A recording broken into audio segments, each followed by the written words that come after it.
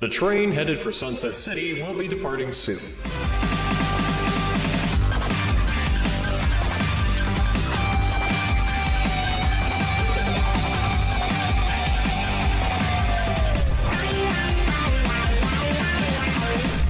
Okay, welcome everybody to another episode of Sunset City, a Sonic podcast for the classic and modern age. And I've got a frog in my throat, I just noticed. I'm Nick. With me, I've got Pup. How you doing, Pup? Hey, man. Wayne, how are you? How do you know it's a frog and not a toad? I know what I ate, bro. Oh. And also, Cirrus is here, sort of.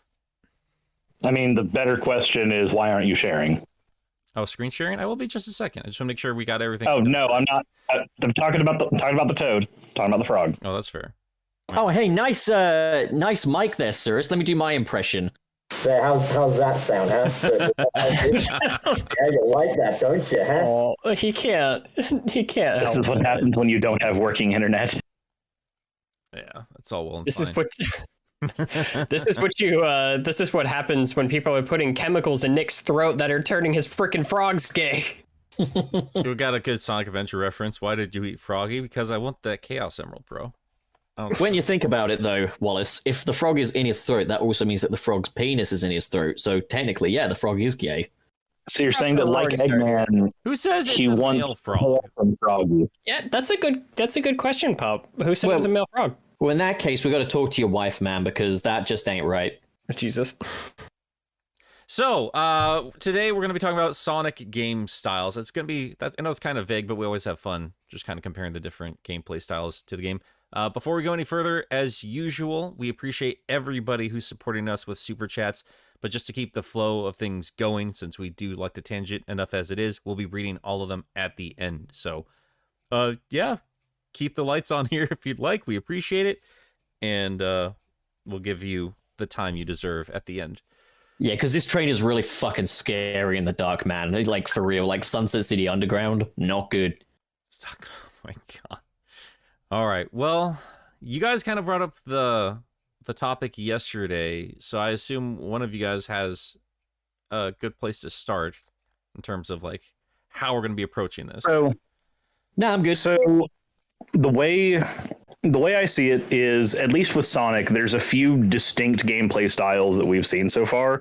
We've seen him go full 3D in things like Adventure 06. We've seen more hallway-based gameplay and stuff like Forces and Generations. We've seen actual on-rails Sonic and stuff like the storybook games. And then, of course, we've seen different variations on 2D Sonic, whether it be in the Genesis or on the Game Boy Advance, what have you.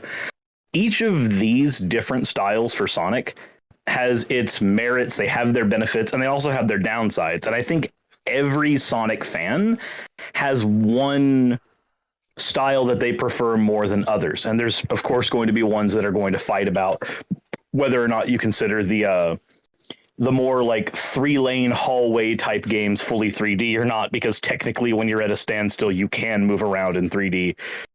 I understand those are conversations that can happen, but when you're actually in the moment-to-moment gameplay, the style's very different from an adventure game. So each of these styles, they have their own merits, and I know each of us probably have a preference between each of these styles. I wanted to see what kind of discussion we could get going about what we think the merits and drawbacks are of each of these ways we've all played Sonic, which ones we prefer, and which ones we probably like the least.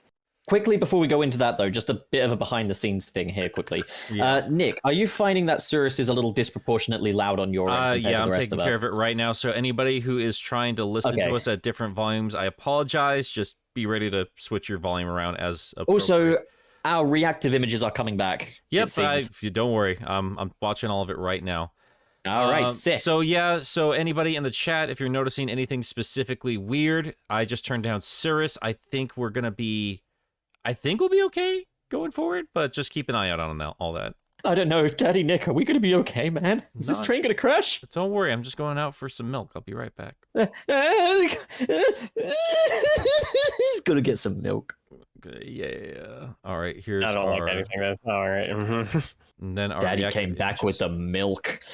I really don't know why reactive images is so milk. weird here. Nick Milk. How many different I did have like 3 different services on here. Goodness gracious. Milky Daddy. Oh, he's back with the milk. Why is it still happening? Why is he still going? What, Wallace, join me. Milk. No. I think I'm good, man. I know my Anybody limits. needs to join you in that. You need to get hydrated. So boy. I'm You gonna need just shut up. As far as the gameplay styles are concerned, and I know this is just gonna be as predictable as possible, but I think it's important to understand why this is a predictable outlook to have. I think the original gameplay style is about as solid as it gets in terms of Sonic the Hedgehog, and any discussion on any differences going forward, I think it's going to be mainly in 3D. But in terms of 2D, there are 2 different gameplay styles I've noticed try to form. I mean, we obviously saw that with Sonic 2 and Sonic CD. And something I don't think enough people talk about with Sonic CD, and I think they were kind of on the path for it, but I don't think they really quite got there, is focusing more on the momentum and potentially making more of a puzzle platformer. Like, the way I see, if like Nintendo had made Sonic, it would have been like a single screen puzzle platformer, figuring out how to get Sonic up with, momentum and stuff of that nature there. But outside of that, yeah, obviously they focus more on the speed end of things, and we got what we got, and I think that turned out to be a pretty solid thing to build a basis off of. And I think Adventure and Adventure 2, at least in terms of Sonic, had a good foundation. But obviously, they went all kinds of places from there. So it's a very basic opinion to have.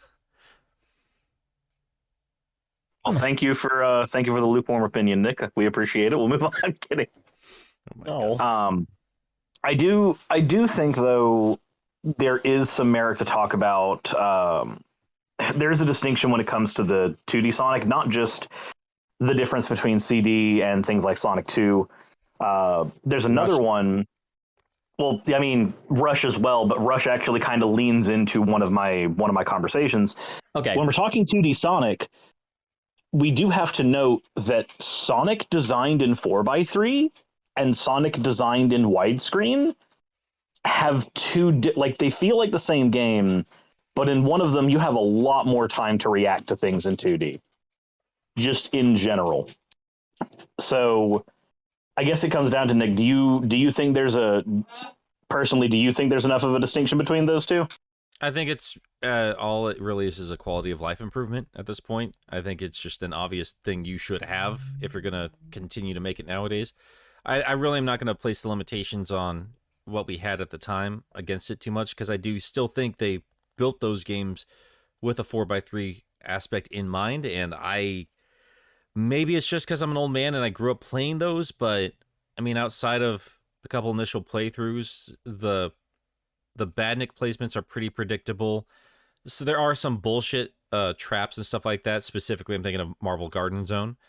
But outside of that, I think building it in, and I know it sounds like it's kind of cheating a bit, but having the ring, the ring health system being as forgiving as it is, and just that, the idea that it's built with replaying these levels over and over and over again in mind, I think it's fine as it is. But now that we do have widescreen, I don't see why on earth you would ever go back to it when we don't live in a day and age where it can just be readily available on any kind of thing you're playing on. Yeah, you want to know? Don't believe we should get the Sonic the Hedgehog Snyder cut? I'd prefer we didn't. You want to know something funny? Is for a change, I actually kind of agree with Nick. In that I see it as being like the 30 FPS v 60 FPS kind of debate, where it's like it is a quality of life improvement. It does, make things a little better, but I never had any issues with it the way it was, if I'm being honest. Like, it's an improvement, it's not a fix, if you get what I'm kind of saying there, because it didn't need fixing. That's not to say that they can't build levels with the widescreen aspect in mind. I think Mania proved that that's, you can see a lot more of what's happening there, and it just makes for an overall better experience. But again, the core idea of what made those games work was fine. And I really don't think a few more inches of screen space would have saved the game if it if the problem truly was just cheap enemy placement. I think that is, that's here and there, but ultimately it's with everything else in place, it's fine. A quick note on just mobile ports, by the way. I've got one of those fairly long smartphones, and like the form factor goes with it if you play the Sonic mobile ports. So like I get a very, very, very wide screen while playing Sonic, and it feels weird, but I like it. Yeah. I mean, widescreen is nice for Sonic. It is kind of one of those things that I would prefer if more games in the series, like if we're going to be revisiting any of them, just do them in fucking widescreen. Like, there's not really a reason to go back to 4x3. I don't know that there is a ton of like mechanical benefit. I think you guys were kind of saying that it's like it only changes how you react to enemy placement so much, although I think it can help. But then again, if it were to get worse, I mean, just look at Sonic Genesis on the GBA. Yeah, that's screen crunch central right there. Yep. But I'm going to say this. Like, I love the 16:9 just because, it fills up my whole screen. But it doesn't change anything. Like, I still hit the same bad nicks and stuff. Metropolis Zone, it doesn't change the fact that the slices are still going to get me, because the problem was never that I couldn't see them. The problem is that they just react to me way too quickly. You can't do anything about it. Like, if you know they're there, because we all know they're there, I still get hit by those stupid things. You have to accept it as an inevitability. Yeah. We also have to point out that, like, when we're talking about screen crunch for Sonic Genesis was, or the GBA port, it was designed, the original game was designed with that zoomed out 4x3 in mind. So I think that I think it's almost two different types of argument when we talk about crunching that screen in, which is subtracting from the scope of the original game design, versus extending the screen out when, even if I don't necessarily completely agree, that it doesn't affect how you react to bad nicks as much, especially if most of us have it down to memory. I think on a first playthrough, while that widescreen does help, the game I do at least agree that it was designed with 4x3 in mind, so it was designed to give you enough reaction time with most enemies with that. But when we do the screen crunch, now we're moving the game far and beyond away from its original design scope, just in a really awkward and bad direction. But see, that's the genius that's the genius of Sonic GBA, though, isn't it? They compensated for that screen crunch with a horrific frame rate and slowdown. It's quite brilliant. Managed to fuck it all up, regardless of whether or not it made any sense. You have so much time with the to react to slowdown. You have everything. extra time. It's like having the slowdown ability from Secret Rings, only it's much worse. It feels like you're trying to stress it as like a feature, but actually a fun thing that I saw on Twitter the other day. Have you guys seen in the Sonic the Hedgehog 3 manual, where it's like, don't jump too many times at once, though, otherwise you might get caught in one of Robotnik's mega traps, which means you have to reset the game. And it's like, they're trying to push a glitch as a feature. God. That's so Sega. That's obnoxious. That's so stupid. Wait, I've never heard of this. What? Yeah, it's I'll see if I can find it. But so I think if we're kind of given our opinions here, while talking about the classic gameplay style, I think Sonic Mania proved one thing to me, and it's that, yeah, this gameplay style is timeless. It still works today. It can still be accommodated to new levels, and I think it's still accessible and exciting and thrilling and such. Now, obviously, you know me, I generally would rather have more 3D Sonic games, but again, that's just a kind of a preference thing. I think, the classic Sonic gameplay style, there's a reason why when Sonic is 2D, they tend to stick to that kind of gameplay style, whether they bugger it up or not. So, what say you, Wallace? I mean, I kind of said my piece on it. There's only so much further you can go on that sort of thing. Honestly, when I talk about gameplay styles, I don't think exactly the visual format is really going to affect it that much. Yeah. Nice to have the widescreen, but that doesn't change the way the game is designed. I wasn't even talking about the form factor. I was talking about the mechanics. Anymore. He was talking about preferences on. Cirrus, you're talking into a pillow, bro. Oh, god damn it. He's talking into his Cyrus the Skeptic love cushion. He's talking into his own love cushion. Well, I may have gotten lost somewhere along the way here. Look, I cry into the pillow every night. Is that what you call it nowadays? That's what happens when you motorboat yourself. Fantastic. Go on, Wallace. Fucking carry us forward, man. You hold the torch. So I think I got lost somewhere along the way here because I was like trying to keep up with the chat log. What was the question? There wasn't so much a question. It was just we're kind of discussing the overall gameplay mechanic, kind of just talking about classic Sonic's gameplay style, basically. Well, I mean, it's a tried and true formula, isn't it? It's platforming, but with speed and physics, and it's like kind of taking those into a new direction and everything. For its time, it was anyway. And some games have really figured out how to take advantage of that. Others didn't. I kind of view it in the same way as you get 2D versus 3D Metroid. Those are two different games that are designed in very different ways. And the way that if you're doing side-scrolling versus like 3D exploration, it's going to change the way that you handle progression. It's going to change the way you handle pacing. It's going to affect a lot of these factors. When it comes to like 2D Sonic, a lot of it is they started creating like kind of a formula there. They set out rules. It's you stay up top, you go higher into the levels, you're going to start going faster, and you're not going to be stopped by as many things. You'll probably find new rewards and shit like that.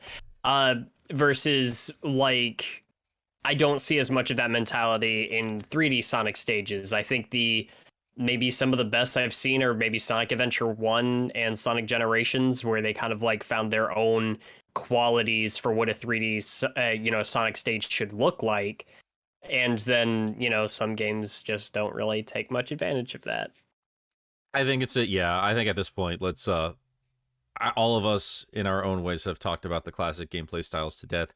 I was just putting down it's important to talk about in terms of like putting that baseline down though, because you got to have that foundation, yeah. Well, I do think it still is important for what has to be discussed in terms of 3D, because as far as I'm concerned, most of the 3D games still have not learned all the lessons they can take from these games, and I'm still waiting to see that brilliant, satisfying design brought forward.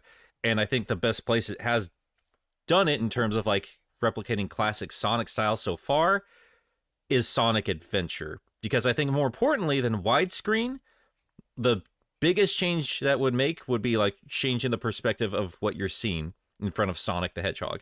And I think Adventure did that quite well. I think what makes it different though is all the other gameplay styles they brought in with that game. So should we just move on to 3D game styles? I was thinking, how should we do it? Should we do it as like a through the ages thing, or should we categorize it and do like the 2D gameplay styles and then jump onto the 3D maybe?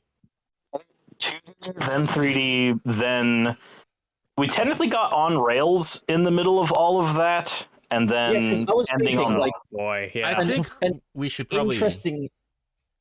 Oh, you go ahead, Pub.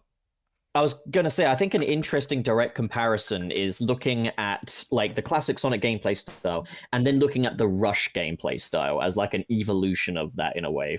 I do. Well, I think the only problem there is like, I think chronologically the 2D and 3D games do learn from each other as the series moved forward. Okay, well, in that case, we'll do like a handheld section later on then. Yeah. I think so I think if we keep on 2D, I understand that the games learn from each other, because especially like obviously we took Rush in Unleashed from, or not, the boost formula came from the Rush series first. Yeah. I understand that, but I do think it is important to note that Rush did something interesting with the 2D formula, and that was that it had horizontally built levels, but the actual aspect ratio they wanted you to play at was very vertical, which I know that it doesn't add a whole lot to that game in hindsight, but it was an interesting gimmick.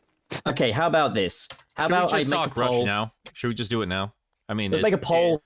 Ask the audience. Shall we do this chronologically or categorically? We're spending too much time talking about how we're going to do this, which we should have done before. Yeah, the show. no, we're not doing that. I think we're just talking about Rush now. Let's just talk about Rush now. Yeah. Okay, so Rush is it's actually quite. I wouldn't have even mentioned like the form factor of Rush had you not brought it up. I was just kind of thinking of it as like, where does 2D Sonic go next? How do you rejuvenate and modernize the 2D Sonic gameplay style? The answer I'd say is you don't. It's not necessary. However, I do think the Rush gameplay has merits of its own. And what's interesting to me is when I play like Sonic Generations 3DS, for example, that features both the classic Sonic gameplay style and the Rush gameplay style. Yet I find myself gravitating more towards the modern stages, which have the Rush gameplay style. And I'm not sure why. Because they don't know how to design good 2D Sonic. I mean, okay, I don't think the level design is very well done in the modern stages in 3DS either. I'm gonna get mean about Dimps for a second here. I think as their games went on, their level design just went down the fucking toilet with either their. It's weird. It got better and then worse. Like it's very weird. It's very weird. Yeah. You've got like Rush 1 where the level design is fucking wank, and then you've got Rush 2 where the level design is amazing, and then you've got Colors where the level design is it's fine, pretty good. It's fine. Well, and we're also ignoring the fact that we've got 3 Game Boy Advance games before all of that also Dimps designed. Yeah, and then you've also got Sonic 4 thrown into the mix where they just got everything wrong.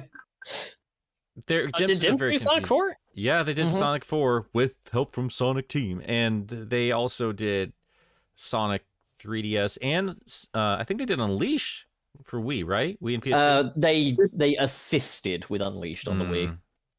Yeah, which yeah, distance yourself from the project if you must. That's its own thing. We'll move that to one side and talk about that when we talk about Boost. But like, yeah, so Rush, the progenitor of the Boost style of gameplay and the evolution of 2D Sonic. I mean, I don't think it's better than the classic gameplay. I don't think it is either, personally. I remember enjoying Rush a lot when I was a kid, but I think it's because I had been playing. I had just gotten off the backseat of other Sonic games that had burned me, like Shadow the Hedgehog. So I was like, yes, this return to form. It's wonderful.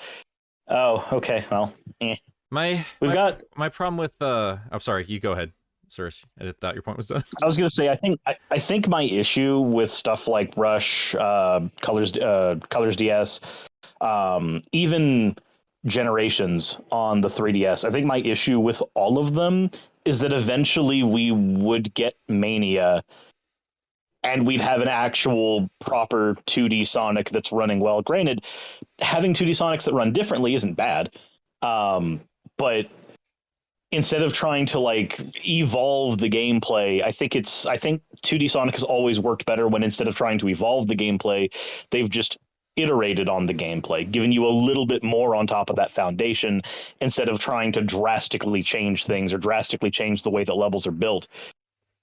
That's just my take. And again, a lot of that does come from playing Rush off the back seat of stuff like Shadow, and I believe I personally played it after 06 as well, despite release dates. I think unfortunately for Rush, it was kind of let down just by what we were talking about. All these other these issues here would be some of the level design got a little shitty, and if we are going to be talking, 4:3 versus widescreen ratio, I do think it makes a difference when we're talking about a boost button. Granted, the boost kind of destroys a bunch of stuff that would get in your way, and I think they compensated for that well enough. But at the end of the day, if there was any 2D style of Sonic that really could benefit from a widescreen situation, I would think it would be the Rush formula.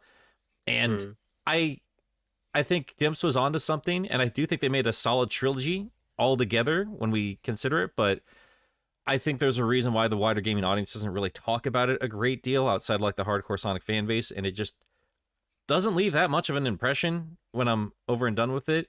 And I do think that's a gameplay style that, if any of them deserve another chance to really be refined to the point that it could be something truly special, that it would be that. I legitimately keep forgetting that Sonic or Sonic Generations exists for some reason. The 3DS version, just technically I mean, it's more of not that. exactly memorable, really, is it? I mean, I got an energy from the first Sonic Rush, especially.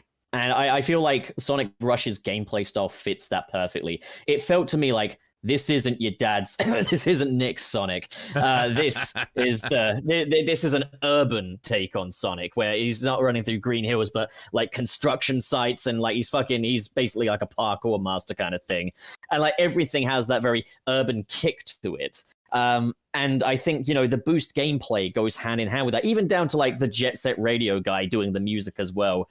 I think it fits the bill, but it's one of those things where it's like it's the modern evolution of a timeless thing. So naturally, that modern evolution isn't necessarily going to stand the test of time that the original did, because it was already pretty much perfected. Also, for the folks asking, the reason we're not really talking about Advanced so much right now is just because there's not really a different gameplay style to the classic, as far as I know anyway. I mean, okay, Yeah, Advance added Advance 1 added the somersault from from Adventure 2. I don't know if that really added. I mean, Advanced. I'd say more Advanced 2 3.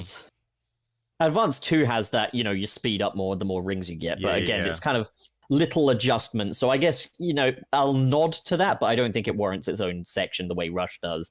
But the Rush thing, yeah, as we said, like level design doesn't help that. And I found like the form factor as well, especially in Rush 1, like on levels like Altitude Limit. I was just like, oh God, oh fuck, I gotta go slow because this is a vertical screen and I don't know where the next bloody bottomless pit's gonna be. Yeah. I think the second one really brought out the potential of the Rush gameplay, but the comparison I would make is the Rush gameplay style is great for thrills. It releases the dopamine, and that's why I think I revisit it more in Generations. But the classic Sonic gameplay style is more comprehensive and more versatile. Yeah, agreed. I wouldn't mind seeing the Rush style again, especially since I think now that I'm saying it out loud, it is wild. We have never experienced that on a widescreen on any capacity. Are you sure? Pretty sure, yeah, right? Sonic Colors? I- The Wii game is a 2D game with the boost that's basically Rush. No, man. I mean, I did a 90-minute section for that. Like, there's a vast difference between Colors DS and Colors Wii. We'll talk about that in a little bit. I know what you're getting at, but I'll say this before we go any further, is okay, so the Colors DS port did change this to, Wisps grant you boost and stuff. I think the tricking system that the Rush games introduced and just kept to themselves is the best method of obtaining boost. I like the idea that Sonic does stunts in the air when he comes off of ramps and such. Great way of doing it, in my opinion. Before we go any further with 3D stuff, sorry, what were you saying? I was just going to say, I believe that actually did get carried over in some of the other games, just very lightly. Yeah, just not a major emphasis on it, though. But that's where we get like the good, great, awesome, outstanding, amazing thing from Color. It's definitely not the same, though, because that doesn't grant you boost. It's just you watch Sonic do some funny things while he's flying through the air, effectively. I was thinking, also, the first stage of, 3D, should be isometric, I think. Yeah, I mean, we're seeing it in our chats here, but yeah, I think it's important because it is something that we I think all of us keep forgetting about is the isometric Sonic gameplay style. I think there's a reason we intentionally or it was in 2 games. Let's also not forget this. Yeah, it's in 3 games. It's in 3 games. 3? Oh, what's the? Oh yeah, Sega Sonic, isn't it? I never played that. Sega Sonic, Sonic Labyrinth, and Sonic 3D Blast. I've heard that Sega Sonic's not bad. And they're all it's bogged down by a stupid gimmick. And that would be the rolly ball. I've played the actual machine, and it's beautiful. It's exciting, but while you're playing it, you just keep thinking to yourself, I get it, he's a rolly boy and a rolly ball makes sense. I wish I had a joystick. Oh, so that is a point that Femrin says is Generations did have the tricking system. Yeah, I still feel it could have been done better though, like more freeform. Anyways, beside that, isometric Sonic.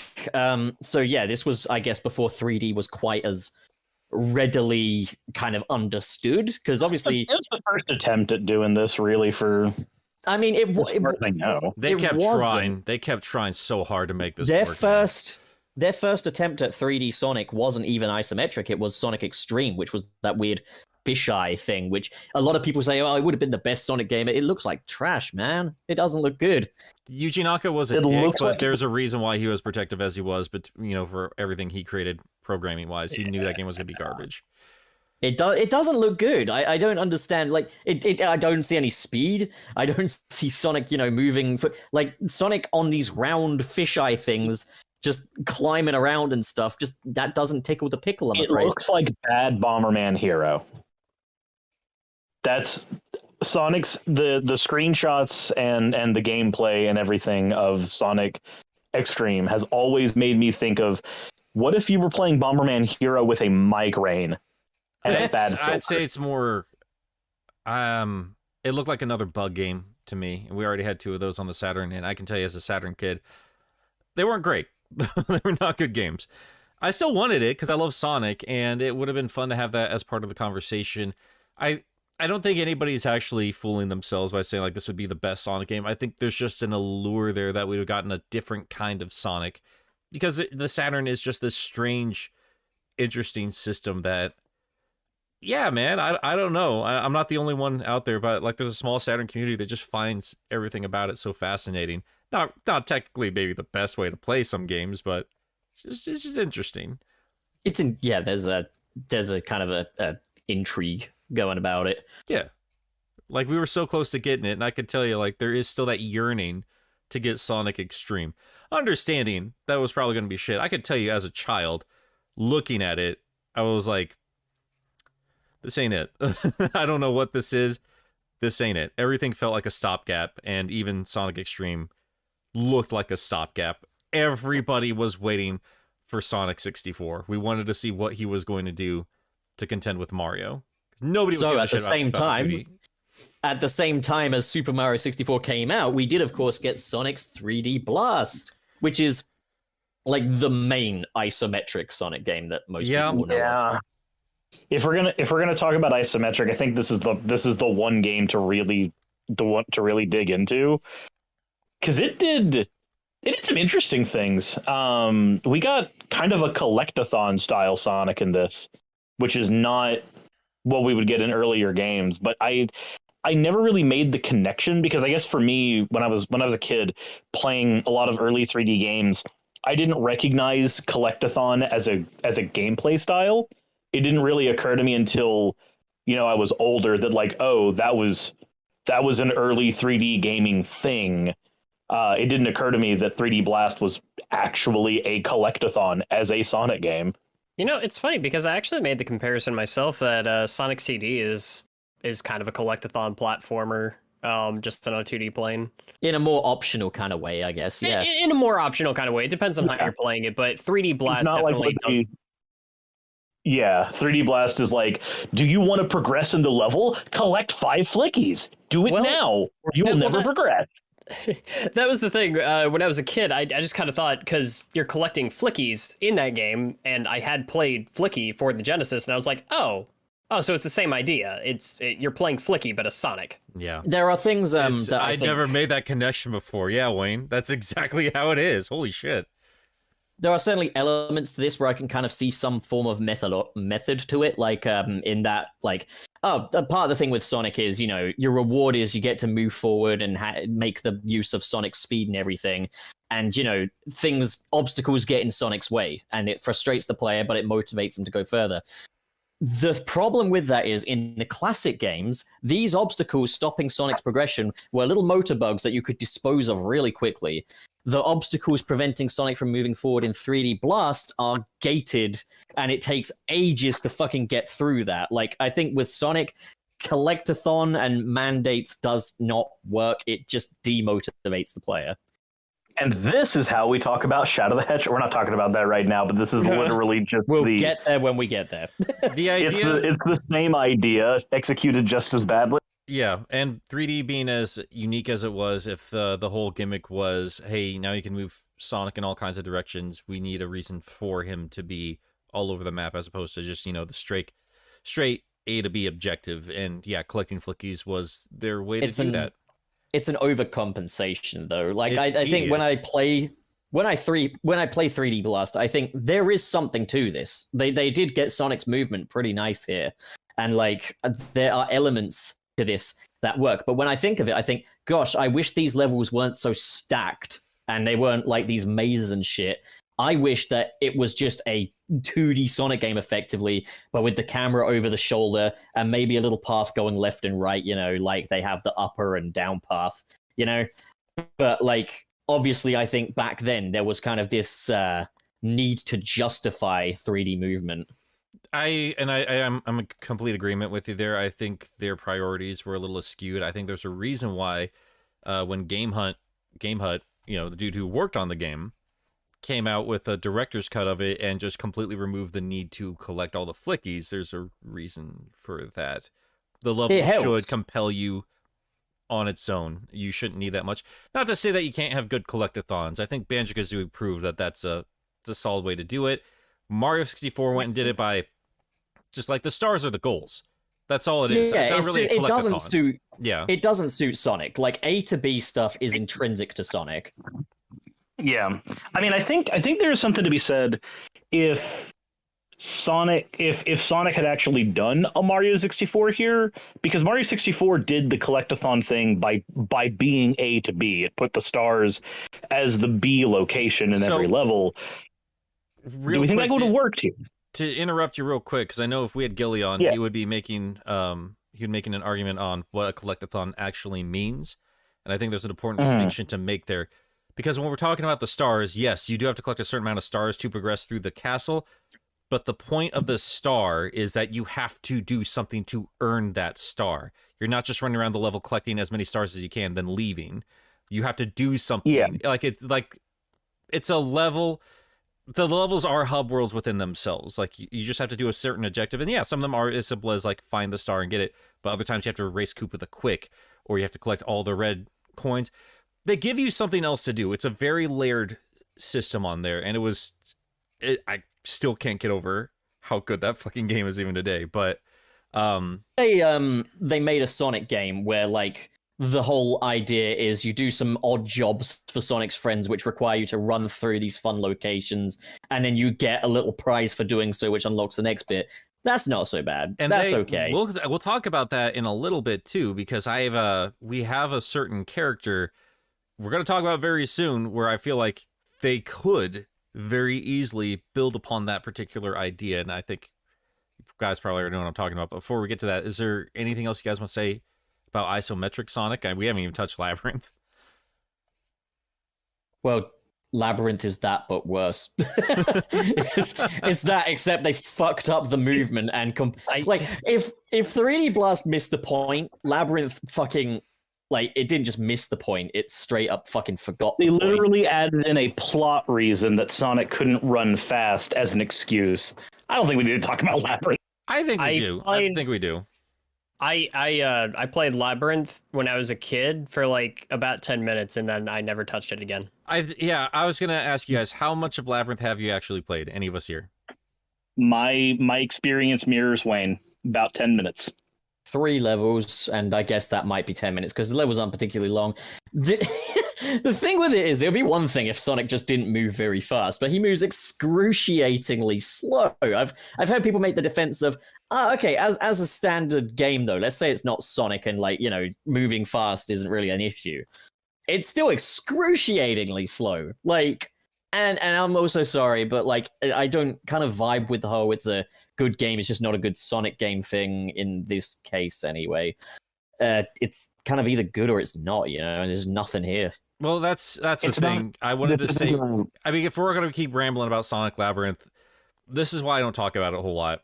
Because until I have more than 10 minutes under my belt, I don't really think it's really up to me to give an opinion on it one way or another, but I do think it does have that idea I was talking about earlier, where if you took Sonic in a more of a puzzle platformer direction as opposed to just being focused on the speed, And I wonder if that's the case. I don't know, because I don't have that much experience with it either. I've got a couple levels under my belt. And unfortunately for anyone who's listening who's like, yo, but what are you going to talk about with Sonic Labyrinth? I do think it is different enough from 3D Blast that it does deserve its own discussion, but I'm not going to pretend like I've given it enough fucking time to do. I mean, I'll Yeah. take the keys over the flickies. Okay, there's less of them for starters. The thing about the flickies as well, it'd be one thing if we're going back to this again. It'd be one thing if you got them and you kept them, but every time you get injured, you lose them. And secondly, some of those fuckers bounce around and make you chase them. Like, look, I don't have time for your fucking games, kid. It's Get the over ring here. mechanic, isn't it? Though, like, except you have to track down your Yeah, lost but loot. like sometimes they really just fuck off, and then it's like, oh god, there's no badniks around. I got no idea where this thing is. I'm exploring the entire fucking level. Meanwhile, the thing's moving around. I'm just like, dude, like this is worse than the fucking bubble breath dragonflies from fucking Spyro 4. Get the fuck back in me so I can progress. It did bring in something that does become pivotal to 3D Sonic, though. Homing attack. As a shield. Well, let's not be dismissive about it. That's still The where it bound started. bracelet started as a shield too, though. Like, it's fine for it starting out as a shield. A lot of other Sonic attacks start out as shield. No, I get it. Like But I'd it was a good mechanic. The homing attack is just as important as the spin attack in spin dash in terms of Sonic history, I'd say. And I don't know. I think about this in the spin dash a lot, especially when, there is the argument. I mean, our friend Stuart has made the argument that he likes Sonic 1 better because you have to earn that momentum and, you have to actually figure that out in the environment itself, as opposed to just be given that to you freely and then evolve that into the boost mechanic where you don't even need to, stop somewhere and rev up or anything. You just get going. But do you think it's about time we just talk about Sonic Adventure? Yeah, I mean, I'm always down to talk about Sonic Adventure. I did, we keep talking about this, like, collectathon platformer sort of thing. And we're talking about, like, a 3D, like, sort of style of that, something kind of Banjo-Kazooie, Mario 64, and everything. Maybe we put a pin on this for another day, but it's got me thinking that might be what I'm hoping for out of Frontiers. I got a whole video planned on that, yeah. Okay. Hit me up. Well, I I think we're gonna have to just talk about a certain character in this game specifically because I've said it on the show. I've said it in videos specifically about him, and yeah, we'll talk about Knuckles in a minute. What do you guys think of Sonic though? So I think in Adventure, while I prefer a lot of the levels in Adventure 2, I do think that Adventure got Sonic's control and gameplay style down better in full 3D than we would get in anything else in terms of like the freedom to kind of sandbox around with Sonic. And on the one hand, I get it. It has hub worlds, so of course you need to have a little bit of that. But there's a lot of things like the jumping spin dash that are just in this game and executed better in this game than we would get in any other game. And I kind of hate that. But I do like the fact that in this game, at least, because all the levels are designed to accommodate Gamma, Tails, Knuckles, Amy, Big, because they're built to accommodate all of that, they also tend to be built a little more open than the more linear type of Sonic levels we would get with almost every game going forward. So we actually got a nice sandbox to play around with this really loosey-goosey, well, it's not really loosey-goosey, more just like freeform style of 3D Sonic. I understand that this is a whole 3D section, but Adventure Sonic and Adventure 2 Sonic handle what 3D Sonic is on two completely different levels. I know if it's been said before. I'm thinking about like to other content creators. I know Chowmix has pointed out, and it still has blown my mind. Like I have to go test this out for myself. He's like, Sonic plays exactly the same as he does in Adventure 1. The animations are just different. It's the same thing. And it never felt like that to me. And I think that comes down to level design more than anything in some else. ways he's right, in some ways he's wrong. If you do a turn in Sonic Adventure 1, he'll maintain that same speed. He'll just dart off in a different direction. Whereas in Sonic Adventure 2, he'll slow down when he makes a turn, and the reason being is because the levels are not quite as open. They want to generally keep you more to a certain path. Whereas if you had Adventure 1 Sonic running through, say, those little half-pipe thingies in the forest level, he'd be all over the place. He'd be slipping, sliding around everywhere. So Adventure 2 Sonic, they tightened him up by making him slow down when he turns.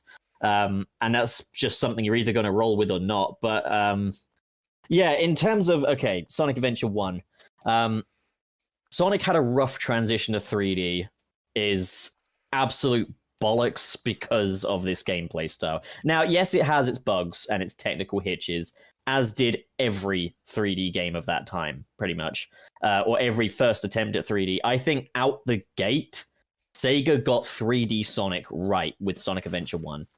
Putting technical hitches and stuff aside, that gameplay fundamental, the philosophy, is dead on what I want a 3D Sonic to play like. And not only that, he's versatile. Like Surus said, you can handle open environments and such, and those open environments can also accommodate for other characters and other play styles as well.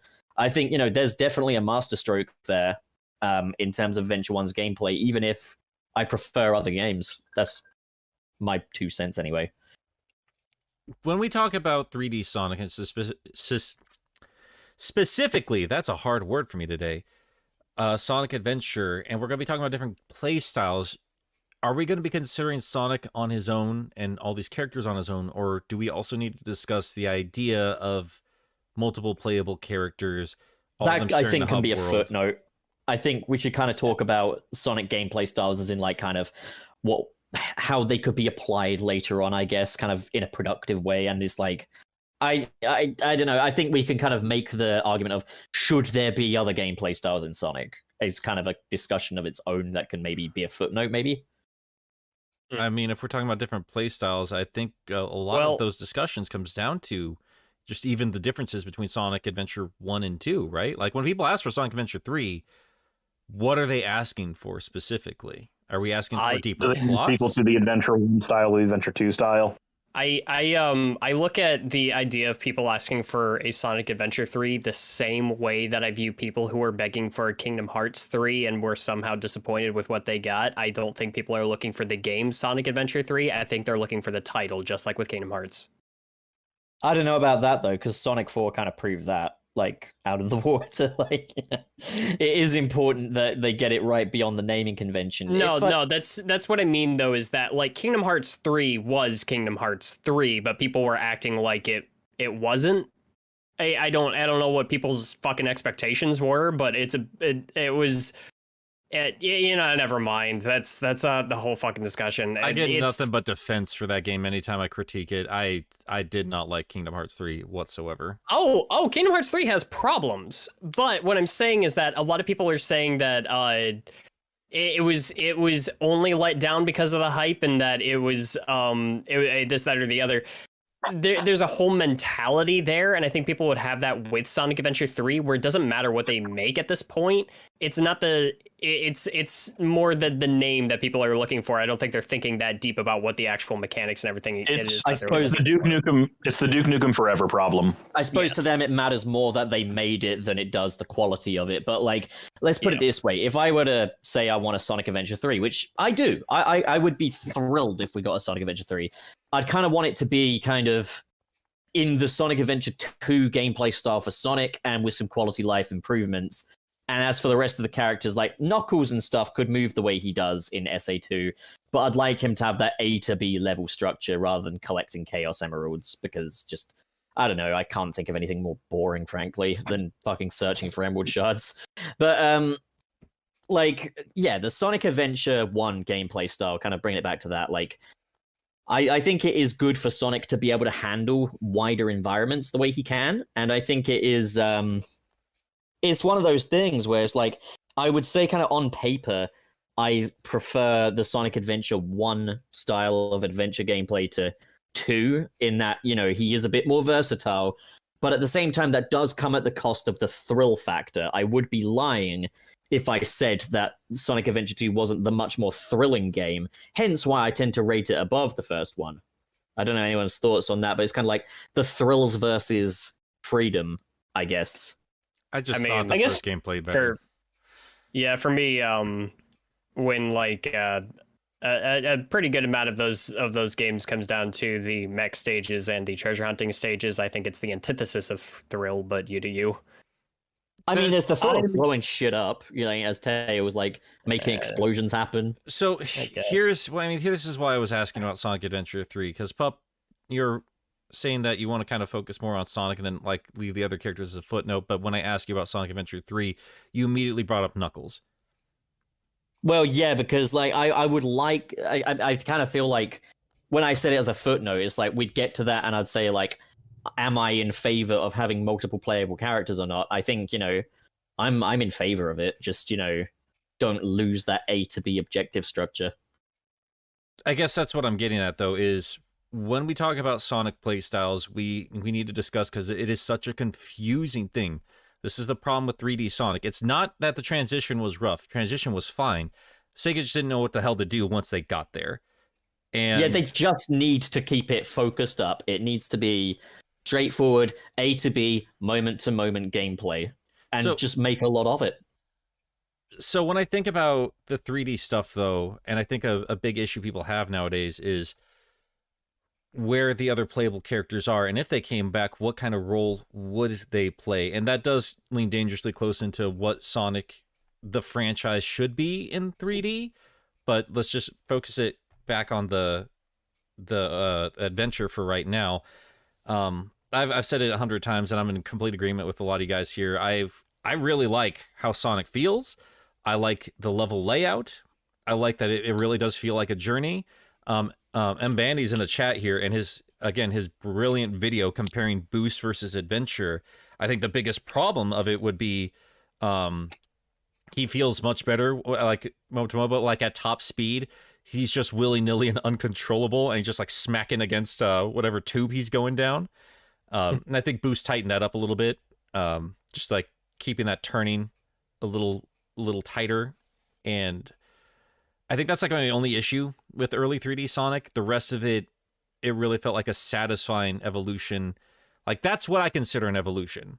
Like, how do we reinterpret the classic gameplay in, you know, with the Z-axis involved? I think Sonic was nailed just fine, and I don't know why they didn't continue down that particular path with his character gameplay style. But outside of that, the other characters, I really miss how Knuckles felt in those games. I just wish they changed up his objectives a bit. He felt good. He felt really, really good, and it Like, justified and his punching. His turning was amazing as well. Like, he could move at a top speed, but he could also turn really well. So, like I've said this 1,000 times, and I'll say it again. I think if Knuckles had been built as a proper collectathon character instead of like locate these three things via hide and seek, I probably would have enjoyed playing as him a lot more, because you're right, he feels good to play in both Adventure 1 and 2. Like, he Yeah. feels great. but outside of that, Wayne, Mhm. fishing.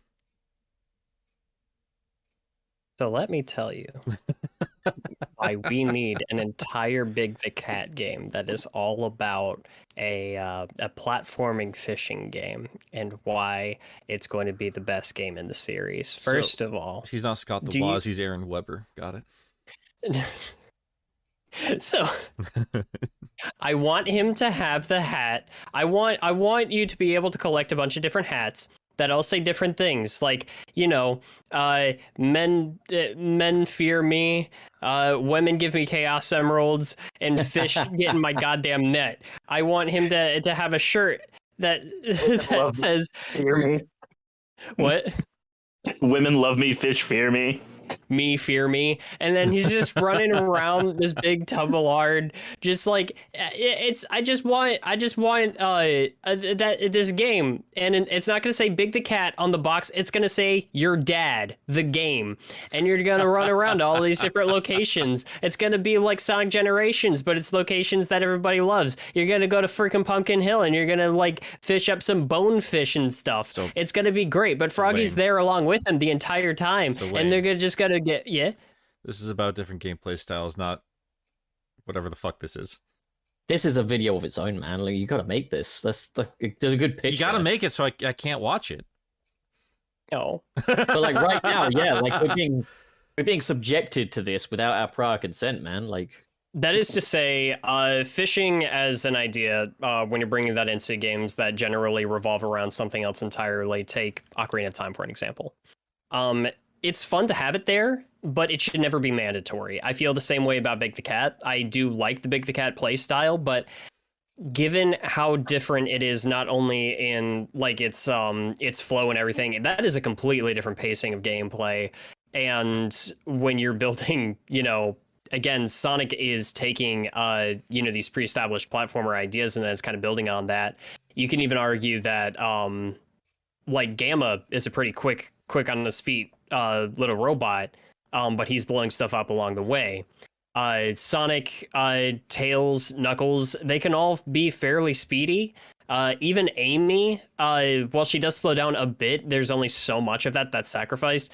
Big is in a whole different ballpark. As much as I love him and as much as I'm an apologist for that gameplay style, it really should not be something that is required to get the perfect ending in that game. And I think it kind of shows that there needs to be a little bit more forethought. If you're going to be doing extra play styles, if you're going to be doing extra characters that'll play differently, it needs to either be more cohesive or it needs to be completely optional. It's almost as if that would work really good in a big open world.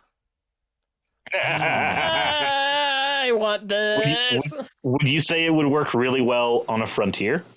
I would, and I think all of us need to talk a little bit more after the show, because I've had this video idea for a while, and it sounds like we all need to work on it together. Kind of just thinking about this, though, is like intrusive play styles entering the fray. And it kind of gets me thinking about Werehog. And it's one of those instances where it's like, I liked it for what it was worth, but please don't do that again. I kind of just had a thought, and I kind of just realized I could fix the entire Sonic franchise here. We all could. I think hear me out. Yeah, go for it. Sega, don't make a new gameplay style. Use one that works, and then, right, just literally rip the old code from that, okay? Fucking recycle that shit. All the people you employ from here on out should be level designers. So you have a big old crew of level designers to make a fuck ton of levels. So that way we can have a Sonic game, which is just the moment-to-moment gameplay we know and love, but there's a fuck ton of it. Like 8 hours worth of it. You don't need to pad it out with fishing and werehogs and stuff. Just get a lot of level designers in, really inventive types, to make a fuck ton of levels. Let's get into the future of Sonic and what we want to be in later on. Let's get back to the focusing on the different play styles here, because obviously we're going to have to take a lot of time with Adventure and Adventure 2 specifically, because that is where they introduced, I'd say, arguably the most different gameplay styles altogether in one go. I think for the most part, they work pretty well, but like Wayne and Pup have both been saying, I'm in complete agreement. Not all of it should be mandatory, and it shouldn't be as intrusive as it is. And that brings me to the genius that was setting up the Child Garden the way they did. Do you consider that a gameplay style or just an extra option? I consider it optional. Yeah, it's optional. And I would still consider that a gameplay style. I mean, it kind of changes how you go through. But yeah. It's some. It incentivizes, but it's kind of genius. Like it is an extra mode, to be sure, but it is like it does act as achievements and trophies do, right? It gives you incentive to go back and you play the levels, though. It changes how you interact with the rest of the game. Because when you're going through City Escape, and you're trying just to get a high score, you're going for speed. You're going to be knocking out certain enemies, probably going for the gold beetle, and you're just going to be pushing through with that. That's going to be what you're doing. You're trying to do it quickly. But if you are trying to get stuff for the Chow Garden, ignoring exploits you can do in the game to get infinite rings or anything like that, you are going to be going through City Escape trying to get over 300 rings, not taking any damage, and you're going to be selecting the locations you go to based on the animals or because animals are better than chaos drives for that game. You're going to be selecting where you're going in the level based on the animals you want to grab. You're going to be going to City Escape if you want a unicorn. You're going to be going to Pumpkin Hill if you want half fishes and skeledogs.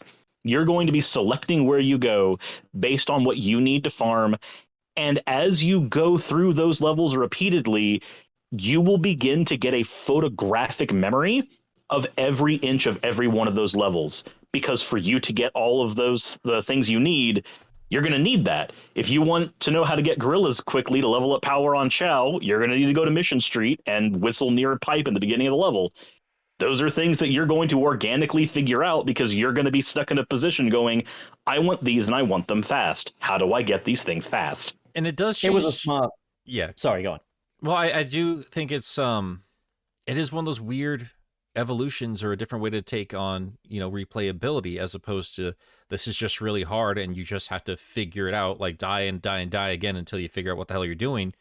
There's a lot of that in Adventure 2 specifically. I do think there's a definite difficulty challenge, but I do think even with that in place, there is that extra layer on top of it of a more positive extra thing. You don't have to do it, but it's going to be very rewarding if you do invest your time into it. And What I was thinking of, though, is they seem to have forgotten how good of a way of doing that was. Because, like, fast forward to the future, and your incentive for replaying levels and exploring nooks and crannies now is fucking red star rings. It's like, that's a big old backstep right there. It is. I think if they had layered it on top of it, it would have been fine. I do have my issues with the Chow Garden, but I do think it was one of those things that needed further refinement. Because it made more sense when it initially was like you can just take these things anywhere. So it's like an extra thing you can do. But now that we have cell phones, it really should be. Well, we're getting into another, like, how we can evolve it from there. Something I was thinking of is like the train of thought that comes, particularly with Sonic Adventure 1, is like, okay, we got you guys a 3D Sonic game with the high-speed gameplay you guys know and love. Great! A little short though, isn't it? Yeah, don't worry, we got hub worlds for you can explore. Oh, that's awesome! And a Chow Garden where you can have your own pet. No fucking way! And Tails races. Awesome, okay. And treasure hunting. Wait, hang on, what? And there's a fucking robot that shoots shit. It's like, alright. And fishing! I don't want that. That's Sonic Adventure. Like, they've got a train of good ideas and it runs out at a certain point. And it's like, okay, that would be enough. And I do think Sonic's story alone in Sonic Adventure 1 is not quite as short as I think people make it out to be. It's definitely not like Forces short. That's for sure. I'd say it's about a 2 to 3 hour romp. Yeah, it's longer than Forces at least. And then Top Tails on top of that. 3 hour romp. Pop Tails on top of that and a Chow Garden and the final story, and then you've got yourself a pretty decent game. Well, now that we're kind of sort of teasing some different gameplay styles, do you guys think that Gamma needs to be explored again in terms of gameplay style? I know the story is beloved, but I'm thinking about that, and I'm thinking about the Tails and Eggman mechs. I would like to see it again with Omega. I would like to see, definitely with Omega, but more the speed and pacing of a Gamma level than, say, the mechs from SA2. So I'm going to kind of pull this back to SA3 for a second. It's one of those things where I would like to see a mech shooting level in there with Tails and his little mech, but have it just be one singular level. Just one level in the bunch. The rest is pretty much, the stuff you've come to expect. I'm fine with these things being in there as long as they're kind of done quickly, short and sweet, It's one of those things, like if they said, oh, there's a bonus level where you can play as classic Sonic in 2D, it's like, okay, fine. I don't need it to be this deeply rooted mechanic within the game, I do think they kind of explored it a couple times in the future after SA2, though, didn't they? I'd be like, Shadow certainly had some... He had some stuff. Yeah. He had some stuff in Shadow the Hedgehog. I almost feel like that was them trying to merge a lot of the gameplay styles into one character, and it didn't quite pan out the way they wanted to. I think it behooves us to kind of see things like the Shadow the Hedgehog and Sonic Heroes as modifications to the Sonic Adventure gameplay style in a bid to keep it fresh. because the general moveset is kind of the same. It's just they've bolted extras onto it. In the case of Shadow, you've got the guns and the tanks and shit. And then in the case of Heroes, you've got your 2 additional characters. So what would you guys say? Like, I'd say Heroes is an entirely different game style, man. what I'm thinking is, like, if you look at Sonic by himself, like, look at him alone, like, he jumps, he does the homing attack, he runs, he does all that great shit. He's got the light speed dash. That is effectively adventure, except now this is the part where I don't recognize it as a different gameplay style. I just see it as a massive downgrade. Is Sonic's acceleration in Sonic Heroes. Yeah, you would say, I guess one could say, like, oh yeah, he moves way faster, so it's kind of different, but it's like, I don't know, it's the same thing, but like unbearably fast now. It's the same thing, but worse. You can make that argument kinda for the where I'm Boost at. games being an evolution of the adventure style, though. We'll get there. Well, what I'm Man, saying there's a lot is, of getting there. yeah, what I'm saying is, I do think Heroes deserves its own playstyle discussion. But before we get to any of that, I miss Amy a lot. Her 2D and 3D. I thought the hammer physics were really good. Like, not quite there, but I thought they were like on the verge of like making it incredibly satisfying. I love the running smack jump into the air. I love that move. I would love that, but add like while she's spinning around in the air, make it so that she can just pile drive down. Yeah. Like, just like, yeah. God, you could make her such a great and fun character to play as. I would say make Amy like the werehog effectively. I was about to say, just like make Amy the beat 'em up character. Like you hop in Amy's shoes, and it's like, all right, it's But time to brawl. then there's the question is, why is the werehog not okay, but suddenly we want to play as Amy, you know? Because I don't think they play the same. I think there's a lot more physics in terms of how you control Amy, as opposed to just tapping in a bunch of buttons and doing timed attacks. And Yeah, a lot of it comes down. A lot of it comes down to execution. When you look at the werehog, and this is coming from somebody who didn't mind the werehog personally. I don't think the werehog is executed well. It's not executed with the same kind of finesse as a No More Heroes or a Bayonetta or a God of War type of game. Despite it trying to emulate those games, it's not a matter of why is this mechanic that is similar to X thing okay here when this mechanic that sounds the same on paper is over here. When you're ignoring level design and execution that's there on top of it. Is it fun to move around with the werehog? Not really. He feels like I'm playing a rock on a slip and slide. The combat is okay, but the combat's based off of a very trimmed down God of War combat system. If you took Amy with her hammer as a movement option, Just a quick question from a werehog shill, though. Have you played the 360 and PS3 versions? I mean, I've played those as well at a friend's house. Have you? Because I find that, and this is something that I still kind of consider a point of critique. Once you've got your werehog relatively upgraded, there are some really fun combat moves in there that do feel really, really good to do. And it's one of those things where I was like, I revisited Unleashed on a full save file, replayed some werehog levels, like, holy fuck, these are actually amazing. What was my issue? Right. And then when I've started a new game, I've been like, oh, that was the issue. That makes sense. And this is where we get into the type of discussion we would have in talking about like Sonic Secret Rings. This is the same issue Secret Rings has. Secret Rings is a wonderfully fun game once you have all your upgrades 20 hours in. Yeah, my main thing with the werehog is just like it shouldn't really be there. Like Sonic gameplay should always be speed oriented, moment to moment. And it's just like the werehog, yeah, it's fine, but I don't want them doing it again, and I don't want them doing basically a similar kind of skeleton blueprint thing, but this time the hedgehog's a pink girl with a hammer instead of a stretchy werewolf. I just don't think Amy plays like the werehog. I don't think she does either, but I think to get Amy's hammer play fun, it needs to kind of feel a bit werehoggian. I politely disagree with that, and I don't think the werehog should be completely thrown out either, regardless of my critiques of it. And maybe we'll get back to that a little bit later.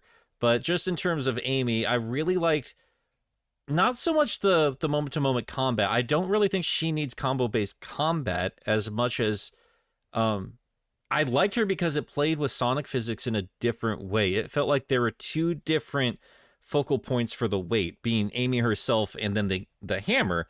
It felt like, weird as it sounds, bear with me, and it could just be me like misremembering things, but it almost feels like a tightened up version of Chaotix in a weird kind of way, where you have to focus on two different points of weight, and they have that horrible magical ring there, and we completely skipped Chaotix, by the way. I completely forgot about that.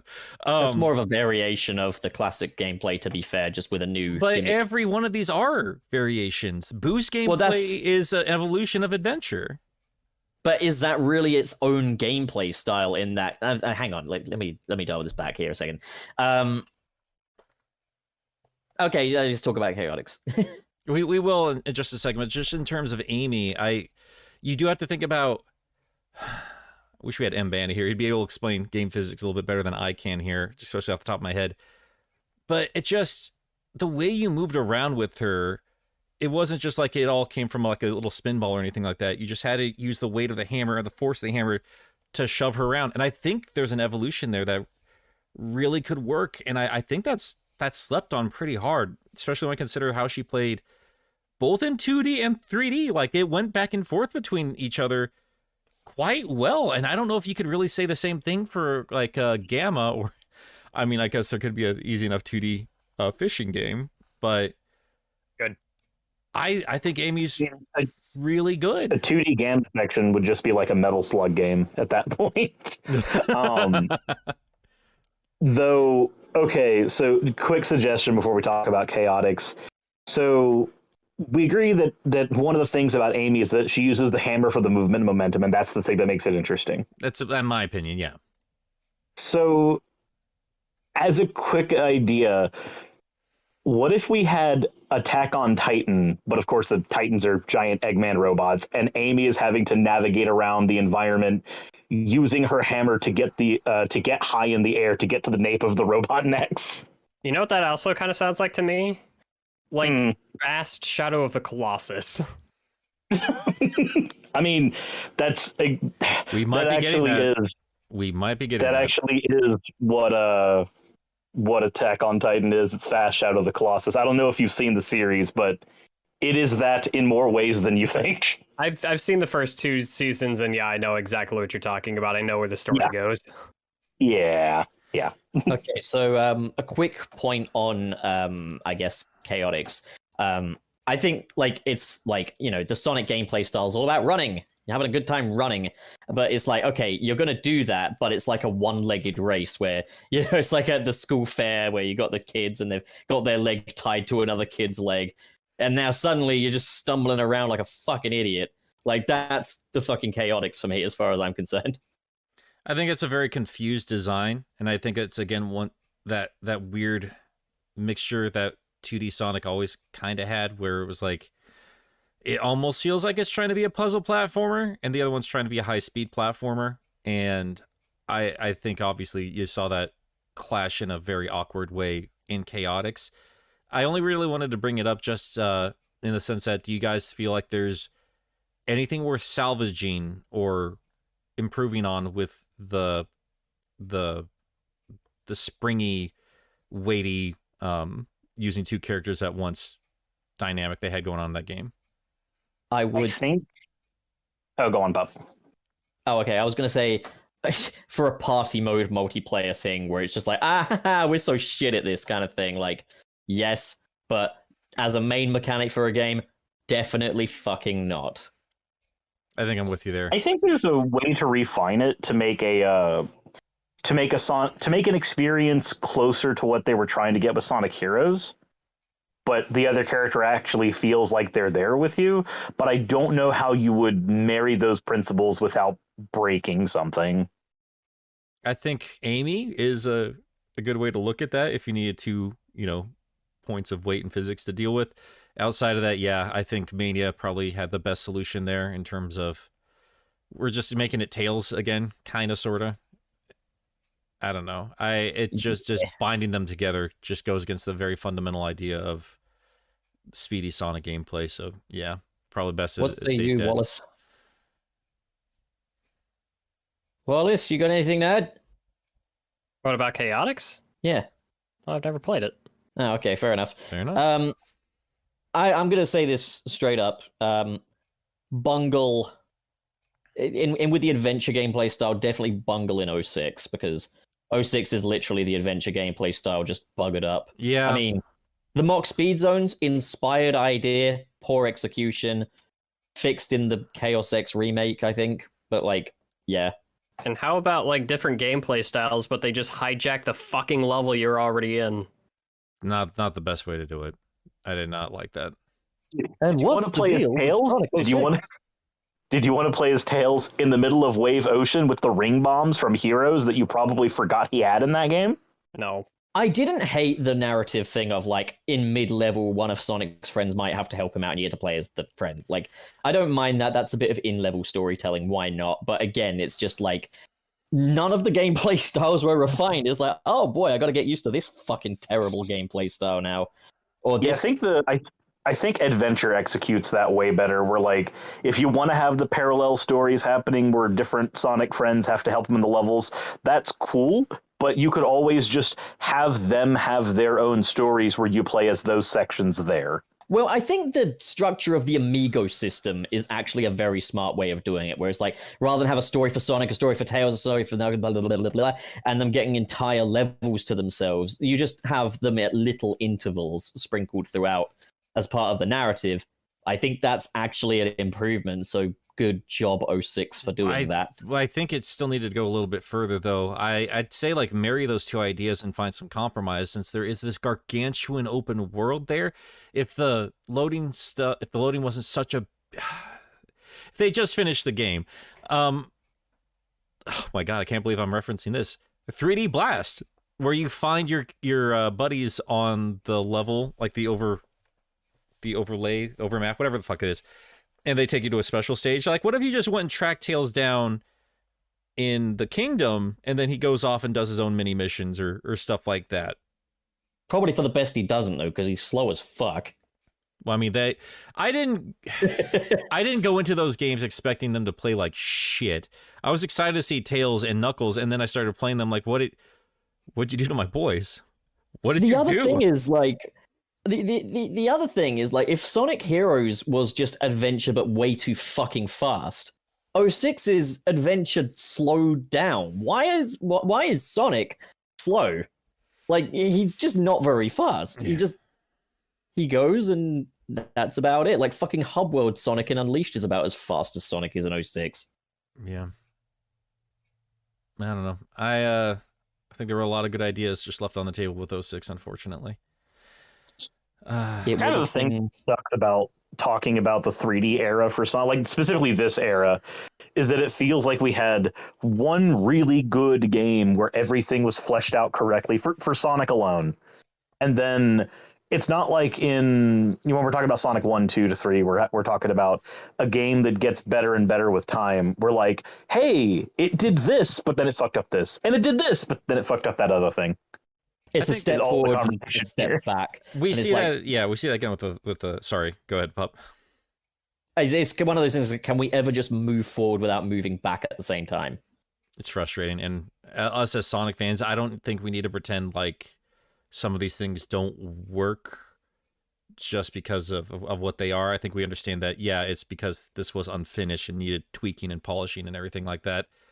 I think that's why we have a fun discussion about this, because a lot of these ideas do deserve another time around, just, with more time and budget and maybe more competent people. And a lot of it of like what it comes down to, if we're talking about like, because I think you're kind of hitting on a point I was going to make, Nick, where you were saying like the problem isn't so much that some gameplay styles are like similar to this, that, or the other thing. It's just that it's executed poorly. Yeah, it's like, I don't care if you try to go in a different direction, just do it well. And it's really what it comes down to. I like to see Sonic experiment with this sort of thing, but they got to incorporate it better. I think a lot more of it needs to be optional, and I really like your idea of like, what if that's how you do special stages and everything like that? Kind of change those up a little bit, and you kind of keep the extra characters as important, but you make them a little bit more. You play as them when you want to. Yeah. I mean, You could even go ahead. have go like the Spyro route, I'd say. Like you could in these levels, like maybe make the Chaos Emeralds a story-driven thing, so you don't have special stages, but you still have like a giant ring hidden somewhere in the level, and when you get through that ring, it would unlock like a little stage dedicated entirely to Tails, and it could be like those little portal doors in like the Spyro games where you go through and you might have to do something with that fucking G.I. Joe penguin or whatever. Yeah, that's what I was saying with like use that hub world to greater make it. Well, I'm saying, yeah, I guess I'm basically saying like you could do that, but go further and even include hidden rings in like the levels as well. Right? Yeah, you can do that within hidden rings, or you could just do enough stuff that unlocks Tails on the hub world. There's a lot of ways you could do it, and I don't think there is a potential idea here or there that Chaotix could be better if you analyze it in a different way. But in terms of everything that people take away from that game, I think we miss like the style, the music, and the characters specifically. Not so much the ring tether. I think all of us are pretty okay with that being dead and gone. I like the crane game to get the character. I like that. I mean, there's cute little things like that, but yeah, basing an entire game around it was a bad idea. So in terms of play styles, I think that's why we skip over that, or the isometric when we now have 3D. But when it comes to Sonic Adventure 1, 2, and 06, I think the biggest problems are, in terms of 06, was, for me, a little bit more of a cringy story with Sonic specifically, and even more importantly, just unpolished gameplay. And I really wish they would bring back hub worlds and multiple playable characters and just refine the fuck out of them. Yeah. I agree about the hub worlds, and I half agree about multiple playable characters. I don't like every playable character. Well, like my kind of thing with playable characters is like, just make them slight variants of Sonic. You know, like like they did with the old games. The classic games. I'm gonna straight up say it. Okay, fucking hot take. Sonic Forces did multiple playable characters the best. Well, it was as close as they got to doing that properly in terms of boost gameplay. I mean, I think like the Avatar, like it didn't lose any of what made Sonic fun at the very least. Well, Shadow is basically a Sonic clone. I was gonna say, but if we're trying to do this in order, I mean, we're about to get to Forces here, but I do think we do need to spend a little bit of time talking about Heroes specifically. I think Pup, you and Sirs probably have the most experience from it. Do you guys miss that gameplay style? We kind of have a fundamental disagreement, don't we, Sirius? Yes, we do. We even had a whole stream about this. So I kind of do stand by one point here. Now, I will say this. My enjoyment of Sonic Heroes has gone up quite a bit, and my respect for it has gone up quite a bit. But I would still say Sonic, part of what makes Sonic so much fun in those high-speed bits is that his controls are still relatively simple.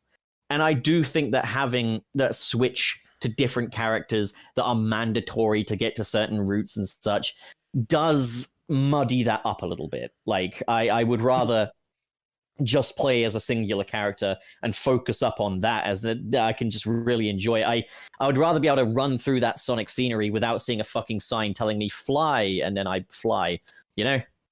Yeah. I kind of see all the characters in Heroes as just a singular character, and you just have to run through those levels with slightly different objectives, but you're ultimately just playing the one same character a lot in that game. I wish that it felt that way, but I'll say this. There are some gameplay mechanics in Heroes, as much as I do like the game, and me and Pup will fight for hours about it and have fun about this game. There's a thing that Heroes does that I do not think works for Sonic, and there are some situations where there are some situations where a character will die. One of your team will die. They'll fall off a bridge or something, and you won't have them back. They don't immediately respawn. There's a time it takes, or sometimes there's an objective you have to clear before they respawn. So there are areas in the game where you might walk up to to an area that requires you to have tails, click the button to get tails, and tails isn't there, or tails is locked on a piece of scenery that you cleared a minute ago, and whenever you try to switch to tails, you just teleport to where tails is, and now you have to go through that objective again. Most of this is in the casino levels, to be fair, but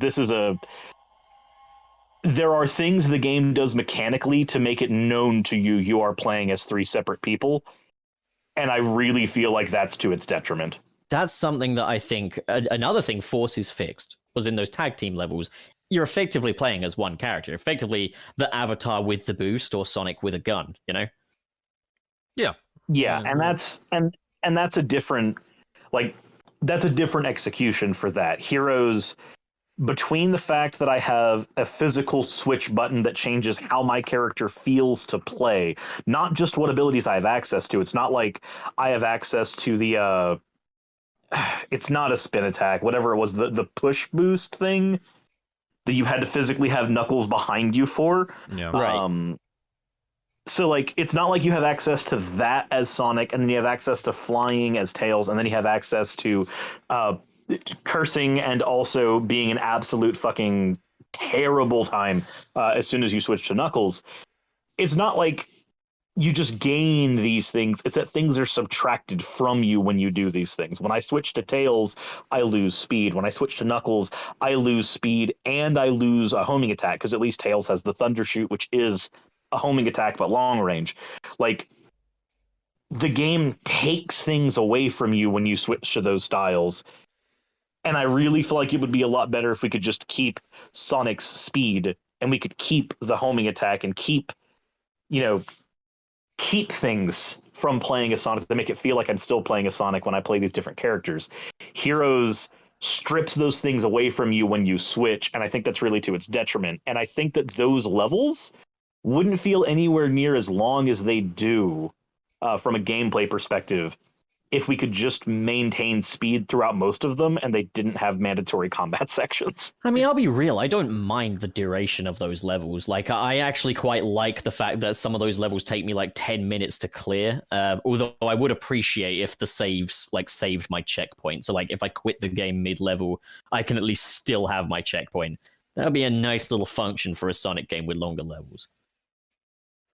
Yeah, I'm just in pure gameplay. I do agree with.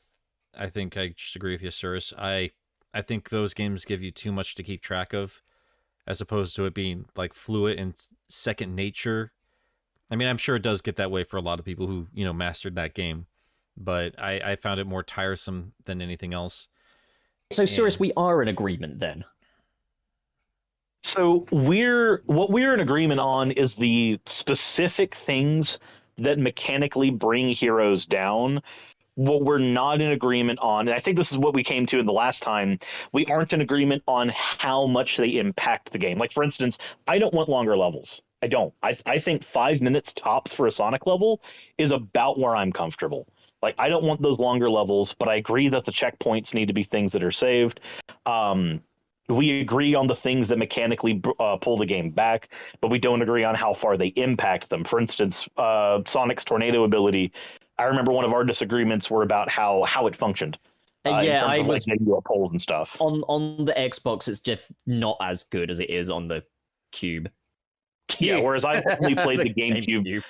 I've only played the GameCube version, and when we did our thing, I was playing the GameCube version too. So, like, glitches that you were noting existed. I'm just like, I have no idea what you're talking about, dude. I just didn't know. It made a lot of sense, and I played it on the GameCube emulator. I was like, I'm actually having quite a bit of fun with this. Like, it was kind of like rediscovering the game and playing it as a new game, and I was actually really, really enjoying it. I still think Sonic moves way too fucking fast in it. As in, like, his acceleration is just not well managed. He's constantly bashing into corners. He looks like a fucking idiot. But I'm going to say this, in terms of the long versus short levels debate, it does depend on, like, how much they can keep them fresh. I wouldn't want a level to outstay its welcome, but I think the way it should work is the start of the game levels around about 3 minutes long, and as you nearer the end, they get longer. I think it needs to depend on what is happening in the levels. If it feels like padding, you're going to notice it, and that kind of sucks. If you're looking at like Sonic Adventure, where it does take more assets, and it does take a lot more this and that and the other, it does feel like two different levels slapped together, but it does feel like a journey, as we've discussed many times before. The start of the level does not feel like the end of the level, and I can't say that about a good majority of Heroes levels. A really good example of this in Heroes is when you're in the Metropolis, and you're in the power plant sections, and you do the elevator section. When you start noticing that you're on the elevator again, and you're having to wait for it again, and it's mechanically identical to the last elevator you were on, you start to feel it.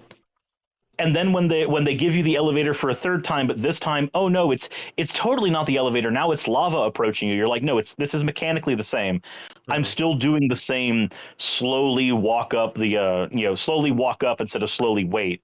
I'm still doing the same thing. You've just thrown it at me with a different coat of paint. I agree with that. Heroes does a lot of that, and I feel like this is what I mean when I say if we could just keep Sonic's speed throughout the level, I probably wouldn't feel as long, because it's not just that you lose the mechanical abilities of Sonic when you swap to the other characters. It's also that other areas of the level are designed with those characters in mind. Like, those slow areas are designed for the power and the flying formations, respectively. When you go through those areas with those, it feels horrible. They have areas that are designed for them specifically, and they never feel good. Another thing that I think could definitely justify having levels be longer around the length of Heroes, I think a thing that's holding Sonic games back now is like having levels have like these singular themes. Like, you've got green grass and palm tree zone. What does it have? It has green grass and palm trees. You've got chemical planet zone. It's a planet with some chemicals on it, you know?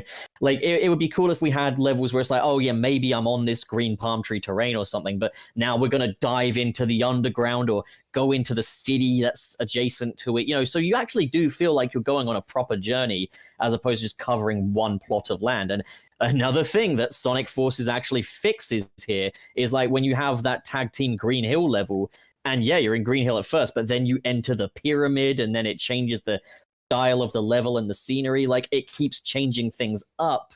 Like, if you had that but like as like a 10-minute level, that would be a really good way to go. It's just a matter of constantly keeping things changing, you know, keep the momentum going. Something has to evolve in the game, be it what you're seeing in terms of art direction or how you're interacting with it, which I feel trumps anything else. So if the challenge keeps accelerating or varying up as the level continues on, that's important. I have not played Heroes properly for a very long time, and I'm trying not to sound like I'm talking out of my ass here, but when I'm thinking of Team Sonic, I'm thinking of that weird fucking car out of nowhere that just doesn't really do anything. Or I'm thinking of Chaotix that just, man, like, there's a difference between, like, it feels like padding. Like Adventure, you could say padding would be Big the Cat, but holy shit, they went and developed a whole new play style in this game. Whether you like it or not, you could see effort in there. When I look at Chaotix and they're like, find every single badnik on this linear fucking level. Like, exploration does not make any sense on Heroes level design. Not at all. And it's just wasting my time like that is just offensive to me. And that's, in terms of like play styles, trying to track shit down on a linear path. No. Refine it with Knuckles, but that's what you need to take away from Mario. Figure out how Mario and Banjo had you interact with an open world and track things down, because they ain't figured it out with any of that stuff. I'm kind of with you, Nick, in that it's been a very long time since I've played Heroes, and it's just now occurring to me that I don't know that I ever enjoyed that game enough to actually bother completing it. I didn't when I was super excited for it. I never fully, properly got all the emeralds, everything. Like, the first time I played the game and I saw how you interacted with the special stages, I was like, well, fuck, fuck everything. If Yeah, I I were to thought- give a hint, the best advice for completing that game: beat it once with every character, not giving a shit about special stages, and then only worry about special stages with Team Rose. Never attempt them with any other team. Well, here's the My problem again with absolute, heroes. Just a quick point here, pup. Like, here's the confused design of heroes. It can all be found with the special stages. Long levels do not make sense if you have to get a special stage. Yep. Yep. Oh no, holding the fact that they ask you to hold the ring without ever getting hold the key without ever getting hit throughout the whole level. Nah. Bullshit. Absolutely Yeah. ridiculous. I would also. I hate enemies having health bars. Fuck that. Yeah. But I agree. what else? There was another thing though. Fucking fuck. Fuck. You know what I miss from that? For anything else, I do miss the art direction. Art direction was great in that game, and I also missed. While I thought it was corny and the localization needed work, I like the idea of Sonic being able to pal around with Tails and Knuckles and having them interact in real time, as opposed to having somebody in your ear pretending like there's a serious mission going on, like Forces did. Like I think a lot of people miss that, like that fun adventure kind of, brothership. Well, it Brotherhood. also plays into the narrative a little better as well. Like in Forces, you'd have the character saying, like, "Oh, I'm over here and I'm fighting these guys." Like, there's no evidence of that, dude. You could just be bullshitting to me, as far as I know. Vector saying, "Oh, I just want to wreck up the Death Egg." It's like, well, why fucking don't you then? But okay, so fucking back to Heroes. Fucking fuck. Okay, I remember it now. The best way to play Heroes is to kind of don't take Metal Sonic for granted. Just pretend he's going to amount to nothing and just play the Sonic story. And you've got a pretty satisfying Sonic game. It's not terrible. The game's not terrible. I need to express that, but it needed a lot of work if they wanted to continue down that path. It felt rough for me when I first played it. And again, I've not played it in years, but the elements I would take away from that game, it wouldn't be the main gameplay mechanics, that's for sure. Sonny, is that for Frontiers, by the way, when you say we got the Heroes art director back? Because I'd be intrigued. Be intrigued to know. What's next? Are we going to talk Boost. about Shadow? Do we need to talk about Shadow? It's just Shadow's just heroes, but bad. Boost. okay. I'm sorry. Well, Shadow is Team Chaotix throughout the entire game. With worse everything. Yeah, they No. didn't really bring anything to the table outside of level Guns. progression and guns. Boost, Yeah, they did guns. Yeah. Boost really kind of explored like, what if Sonic felt like a car, but could still do platformery stuff? And I think the absolute most genius addition, beyond the boost itself, is the drift. The drift is fucking genius. Because as I It's just was, spectacle to watch. well, as I was saying with Adventure, is like Sonic turns really well in Adventure 1. In Adventure 2, not so much, but then again, the level design's a bit more thrilling. In Sonic Sonic Unleashed and Generations, fucking fuck. Like, you get the thrill factor. But you can also have openness you don't in Unleashed. But you can also have openness to those levels because Sonic can now actually drift. He can turn. He can feel good. And as I say, they don't do enough with that in Unleashed, but in Generations, they really, really nailed a Sonic playstyle there. I agree, but I do think they immediately showed the limitations of that when you have an immediate boost button to zip through everything, because it's hard to justify the other characters at this point. They're no longer building off of the core Sonic idea. They have to be something else entirely. I mean, they literally have to transform Sonic into something else to justify padding out that game. And we'll talk about the Werehog in a little bit there. Ultimately, I do think the boost is a fun idea. I mean, Generations is still one of the best games of the series, as far as I'm concerned. And the levels in Unleashed are really fucking good. But yeah, sorry. But I mean, yeah, like I think we've all said it here before, but if classic Sonic was a pinball table made into a platformer, this is Burnout turned into a platformer, Yep. I'm okay just with taking- them. Sorry, go on. I was just gonna say, it, You go somewhere, sirs? Can anyone hear Cirrus? No. I cannot. So He was going to say, and then he decided against it. Yep. can you hear me now? Yeah. I can't. Yeah. I was gonna say, did it just Sonic saw the truck chasing him in Adventure 2, and it traumatized him so much he had to become the truck in Colors and Unleashed. So a thing that often gets kind of mentioned though is like a lot of like boost kind of anti-boost people, I guess, will say they don't kind of like it because it kind of flies up in the face of the concept of Sonic games being about earning your speed and such. And that's okay. That's all well and good, but I will say this: I think there is a difference between they missed the point and they changed it. I think it's long enough now to just say they changed it so it's no longer a pinball turn platformer; it's a racer turn platformer. And I'm okay with that change in the genre. Things got to move forward. Things got to change. And, you know, I think this style absolutely suits Sonic. It is still, at the end of the day, like the arcade mentality that Sega had mastered way back in the 80s. Like, this is the arcade game turned into a platformer, regardless of what it was. It's a high-speed, thrilling kind of gameplay as represented through a mascot. Kind of a different means to the same end in a way. Right. Yeah.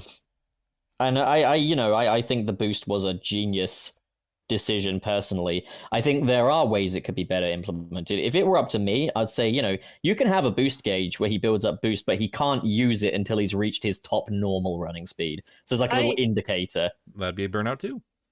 So I noticed something about the boost mechanic recently that I don't like. And I don't know how everybody else feels about it because I'm not sure I've ever heard anybody else mention it. It's annoying the way it distorts the music when you start using it. I agree with that. Yeah. It's fucking irritating. They fixed that in Forces, to be fair. Oh, man. I like I actually like the distortion. Of course you do. I mean, it makes sense. Shut up, Nick. Well, I would say have the diegetic audio distort, but not the music. Leave the music be. Yeah, because the music is one of the best parts of the experience. Especially if in Generations, when you have a mechanic where you get to go in and choose what tracks you're listening to. If I'm listening to Sonic Boom while I'm running through Chemical Plant, Wrong. I want to hear it. Wrong, Wayne. For fuck's sake. It doesn't do that with the music you choose. Does it not? No. Why am I remembering it? Well, regardless, anyway. when they build Sonic music is made to make you want to move. And if you can't hear it, for fuck's sake. Yeah, it's like the Green Hill Zone theme sounds really good in Sonic Generations, but I don't want to hear whatever the fuck the boost does to it. It sounds dumb. They did another thing in Generations, which kind of I'm mixed on, is in both Sky Sanctuary and Green Hill. If Sonic reaches his top speed, they play a more upbeat, faster, more fucking rock-out version of it. I prefer the non-rock-out version of it, and it just leads me to just go slow through the stage, which is really stupid. And it's not even just when you're boosting. There are times when I will leisurely play Sonic Generations sans boost and have a great old time. But it's like when I'm in Sky Sanctuary and he's doing more than a gentle jog, and suddenly it's really in your face and the drumming's really going mad. It's like, can I just stick with the normal one? Can you just shut up for a second, Mr. Drummer Man? So, boost. Poo.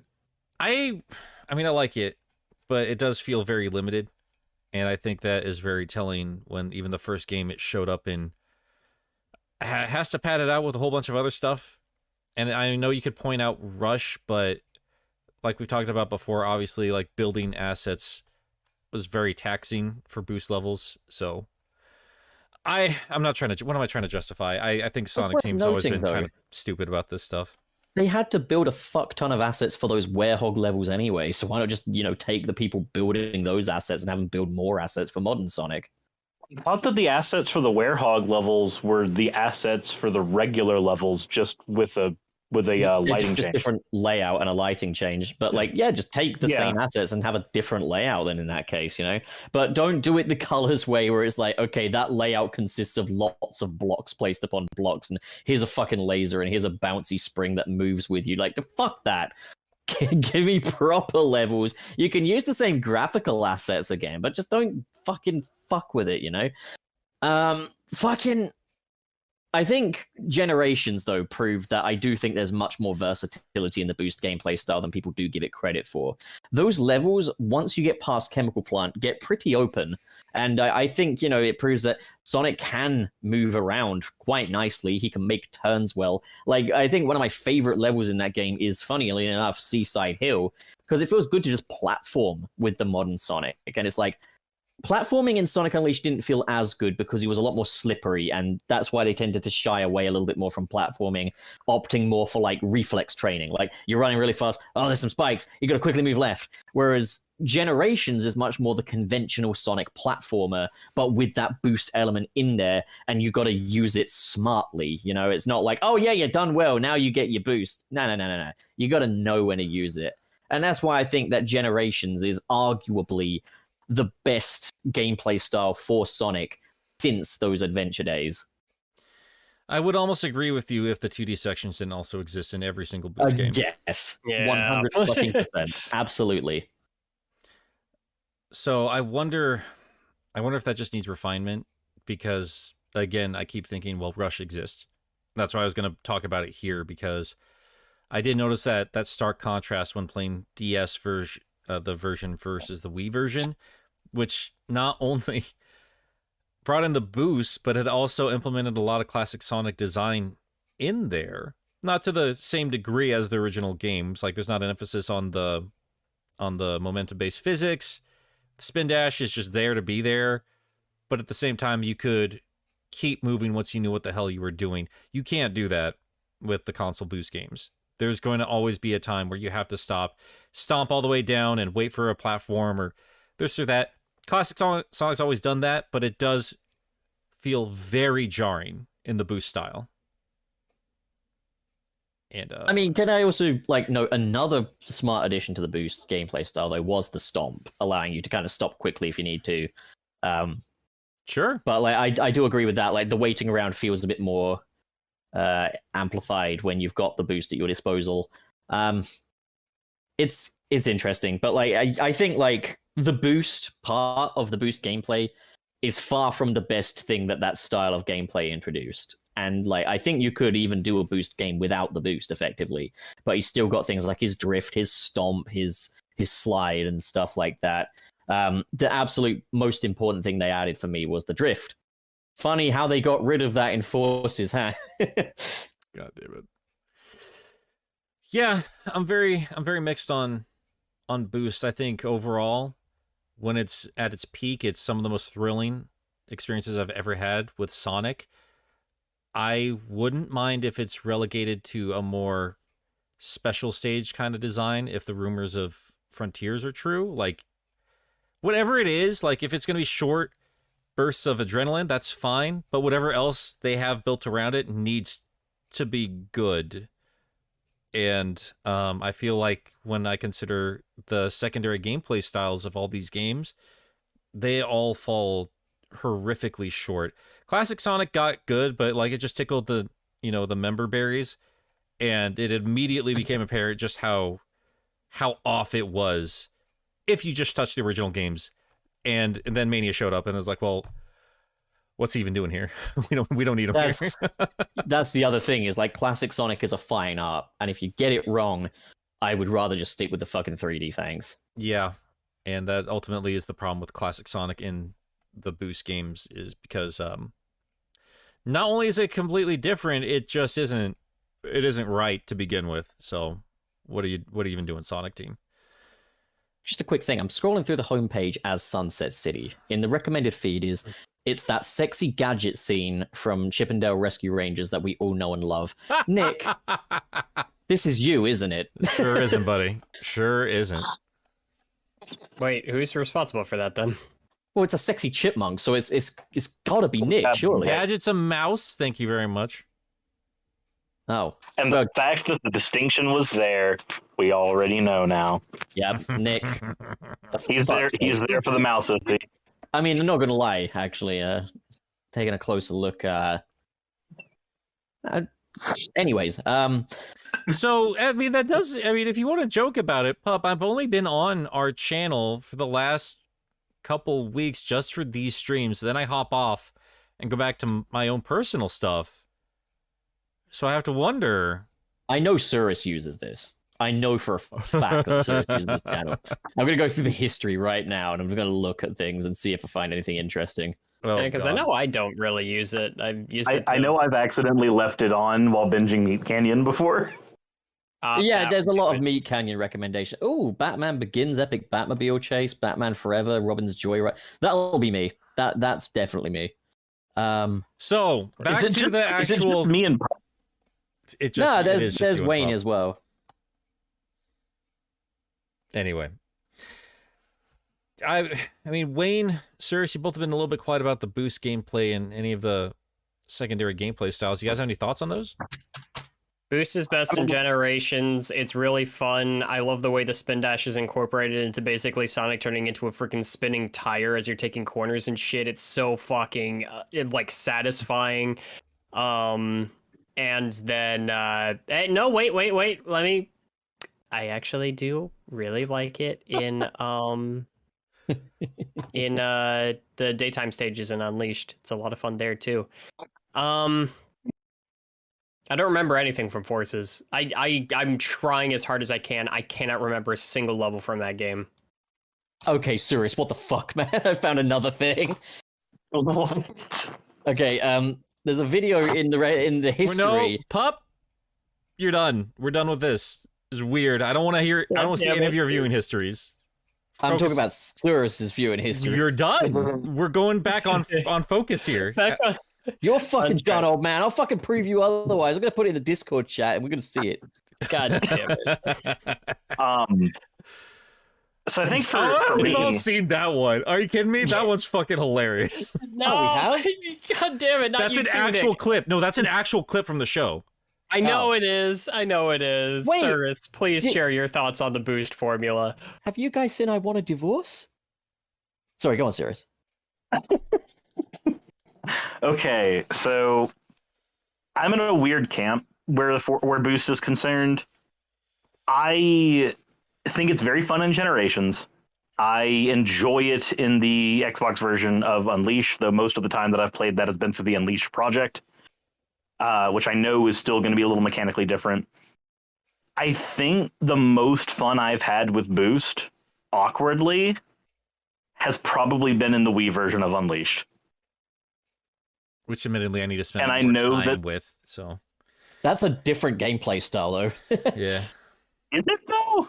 No, but in a way, like in some ways, it keeps in line with the classic Sonic philosophy a little more.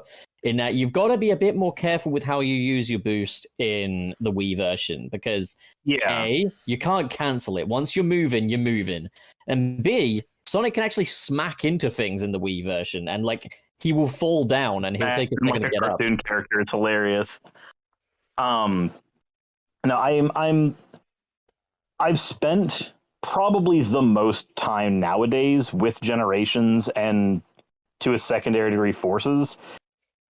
But I remember after playing a lot of the Wii version of Unleashed, it felt like Colors was a step backwards to me when I played it.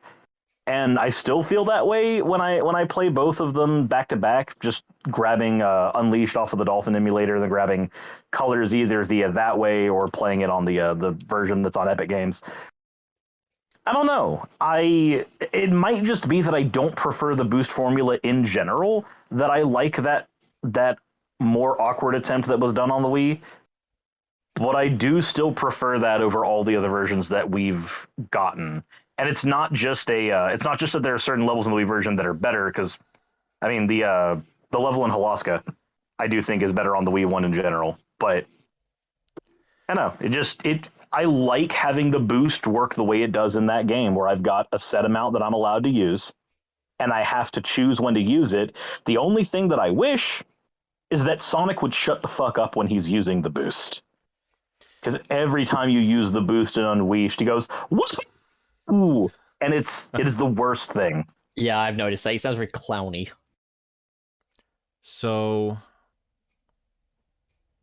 On rails. what I'm learning from this is that Sonic is at his best when Stop. other people are making the games. So Dimps is doing the best boost. Whitehead is doing the really best not. classic. They're really, really not doing the best boost. I'm telling you, man. I mean, like either one though, right? I mean, if you consider classic Sonic, Christian Whitehead certainly do a better job than Sonic Team has in recent years. And Yes. Dimps does a better job just understanding boost since they No, made the Rush games. No. I'm sorry, dude. It's- Like, I mean, like the spectacle aside, I'd say the moment gameplay in the DS version of Colors, I'd say proves that they have a better handle on that game style. I see that, and I raise you a Generations. I mean, yeah, the 3DS version was rough. I'm not even talking about that. I'm straight up saying I think the absolute best utilization of the boost gameplay is in Generations Console Edition. I really wonder though if Dimps had taken the power of the Rush Adventure games, all that trilogy, and they were allowed to just make the main Sonic game. I really wonder what that would have looked like when you consider all the secondary versions of the other games. I mean, yeah, Generations aside, that was much rougher, but even you said that classic Sonic felt a little bit more like classic Sonic in the 3DS generation. He does. Dimps got classic Sonic better than, say, Sonic Team did in that case. But then Sonic Team got classic Sonic better than Dimps when they made Sonic 4. So it's give and take. It's a tug of war between Sega and Dimps. But you have to wonder, When it though, comes right? to- You have to wonder, like, what's going on behind the scenes there? Like, what exactly is happening that causes these fluctuations in game designs? Is it just, like, specific leaders in those two groups? Or, I don't know. I want to dive deeper into that when I cover those games. And I begin to wonder. Looking back on all these, because I think we're pretty much caught up now. We know forces exist, and We completely skipped on rails Sonic as a gameplay We type. really did. All the better for it. Continue. yeah, you go ahead and tell me all the brilliant things that we need to save from those games. Okay, so Sonic Runners is one of the best 2D Sonic games, and it's completely on rails. It is brilliant. Sonic Okay, so you Runners, got man. I fucking hate There's mobile Sonic games, I don't know Runners, what to there's tell you, man. Sonic Dash, there's the Sonic Forces mobile port, there's Sonic the Black Knight, and then Sonic Secret Rings. I think those are the only on rails ones, right? The absolute best on rails Sonic game to me is going to be Runners, man. I love Runners. Runners is a fan favorite, man. It's known for its great OST, Gonna runners away from that game. a Yep. massive amount of. What's wrong with Sonic Runners? I don't like mobile games, man. It's just Is too that it? simplified. Is that your nuanced It's not point here? engaging. It's It's- cheap entertainment. Yeah, it's mindless. the- It's not engaging. It's nothing. It's a step down from the original classic games. I'm sorry. I'm sure it's fine for a mobile game, but Yeah. that's the most I'm going to And- give it. And my statement on it is that this is definitely boiling it down to lesser than the sum of its parts. I'm sure it's better than I give it credit for, but at the same time, as far as I'm concerned personally, it's about the equivalent of dangling keys in front of me to keep me occupied. Ah man, fucking Runners was great. I don't know what the fuck you guys are talking about. It had so shaded art, man. Come on. But what are you? I mean, we're talking about game styles. Bit Though. of gameplay I'm not hasn't talking been about the talked about yet at all. OST. I'm not. I just the predatory nature of mobile games in general is a problem for me. And Dash has it, Runners had it, and the other one has it, and they're not to the extreme as other ones are for sure. But like mobile games in general are boiled down to the most simplified, addictive qualities, and I don't like that. I like having a little more control over my characters. I don't want an automated Sonic. It just feels like a game full of special stages. While a neat gimmick on its own, I don't want that to be my full fucking game. I think But- then but the it's only not, the only on rails Sonic game you probably would enjoy much is probably going to be Black Knight then, because Black Knight's the only one of that set that does give you a decent degree of control. All I can kind of really say is I generally, as a rule of thumb, would rather control the character I'm playing as, like, than the game do it for me. Like, half the control is half the fun, as far as I'm concerned. But fucking, I think that is, that is a nuclear take, man. Jesus. But I don't know. I get enjoyment out of them. Like, there's a different thing. There's a different set of demands to when I want to hunker down on something properly, and when I just feel like I got a little time to kill. Let's just flip this open and have a little play around. You know, it's Sure. The simplicity works in its favor, I think. I guess then we have to just recontextualize that particular conversation in terms of with the storybook games. Do you guys feel like that particular gameplay style just deserves, or not deserves, but it's just better used and utilized on a mobile platform where you can just flip it open, do a couple things here and there, and then just carry on with your day? Can't comment, like, haven't what? played. But Okay, so I'll say this. In a world where I don't have to pay for all of my upgrades in Secret Rings, I've always found enjoyment returning to that game on like a complete save file. Again, I have to put the caveat of having a different world where we don't have to get all the upgrades again. Black Knight doesn't have that same issue for me. I don't have those problems with Black Knight. I enjoy those games on their home console a lot, and I wouldn't mind seeing a third storybook game that tries something like that, but I don't think that on rail Sonic gains anything as opposed to just losing things. And I think that argument is identical on mobile. And I don't think the convenience of the mobile platform gives me anything either. I would just as quickly not to play a Sonic game. I mean, on my end of things, I want to kind of bring up an example here. I was planning on, I haven't said it yet, but I was planning on doing a video on the Sonic Forces mobile game. And what I was going to say is that Sonic Forces Mobile is a better game than Sonic Forces. Now, here's the thing. Sonic Forces has the benefit of I'm actually controlling the character. And yeah, I will sooner play Sonic Forces on the console. But as a mobile game, for everything it sets out to do and everything it's supposed to do, Sonic Forces Mobile fulfills much more of what its potential is than Sonic Forces on console. Basically, I don't want an on-rails game on a console. I will accept it on a phone, because I feel like on a phone, being able to swipe left and right is a smart way of doing it, and there's a different set of demands for a mobile game. Sonic Forces on mobile does not require me to pay for anything, whereas Sonic Forces on disc is a paid thing. So it's like I'm going to expect more from a paid thing than an on-rails thing, you know? Like, so as a freebie kind of thing, you know, fine. But that's just where I'm at, you know? That's just the factors, man.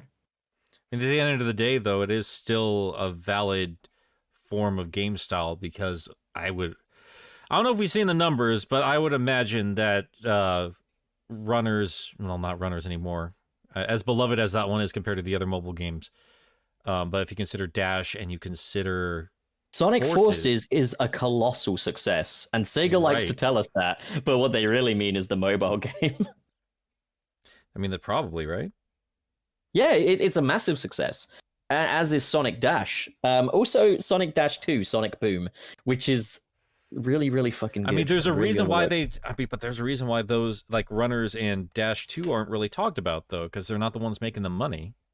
Well, Runners didn't get the chance, to be honest. Runners was only around for a very brief period of time, and I think there were some performance issues or something.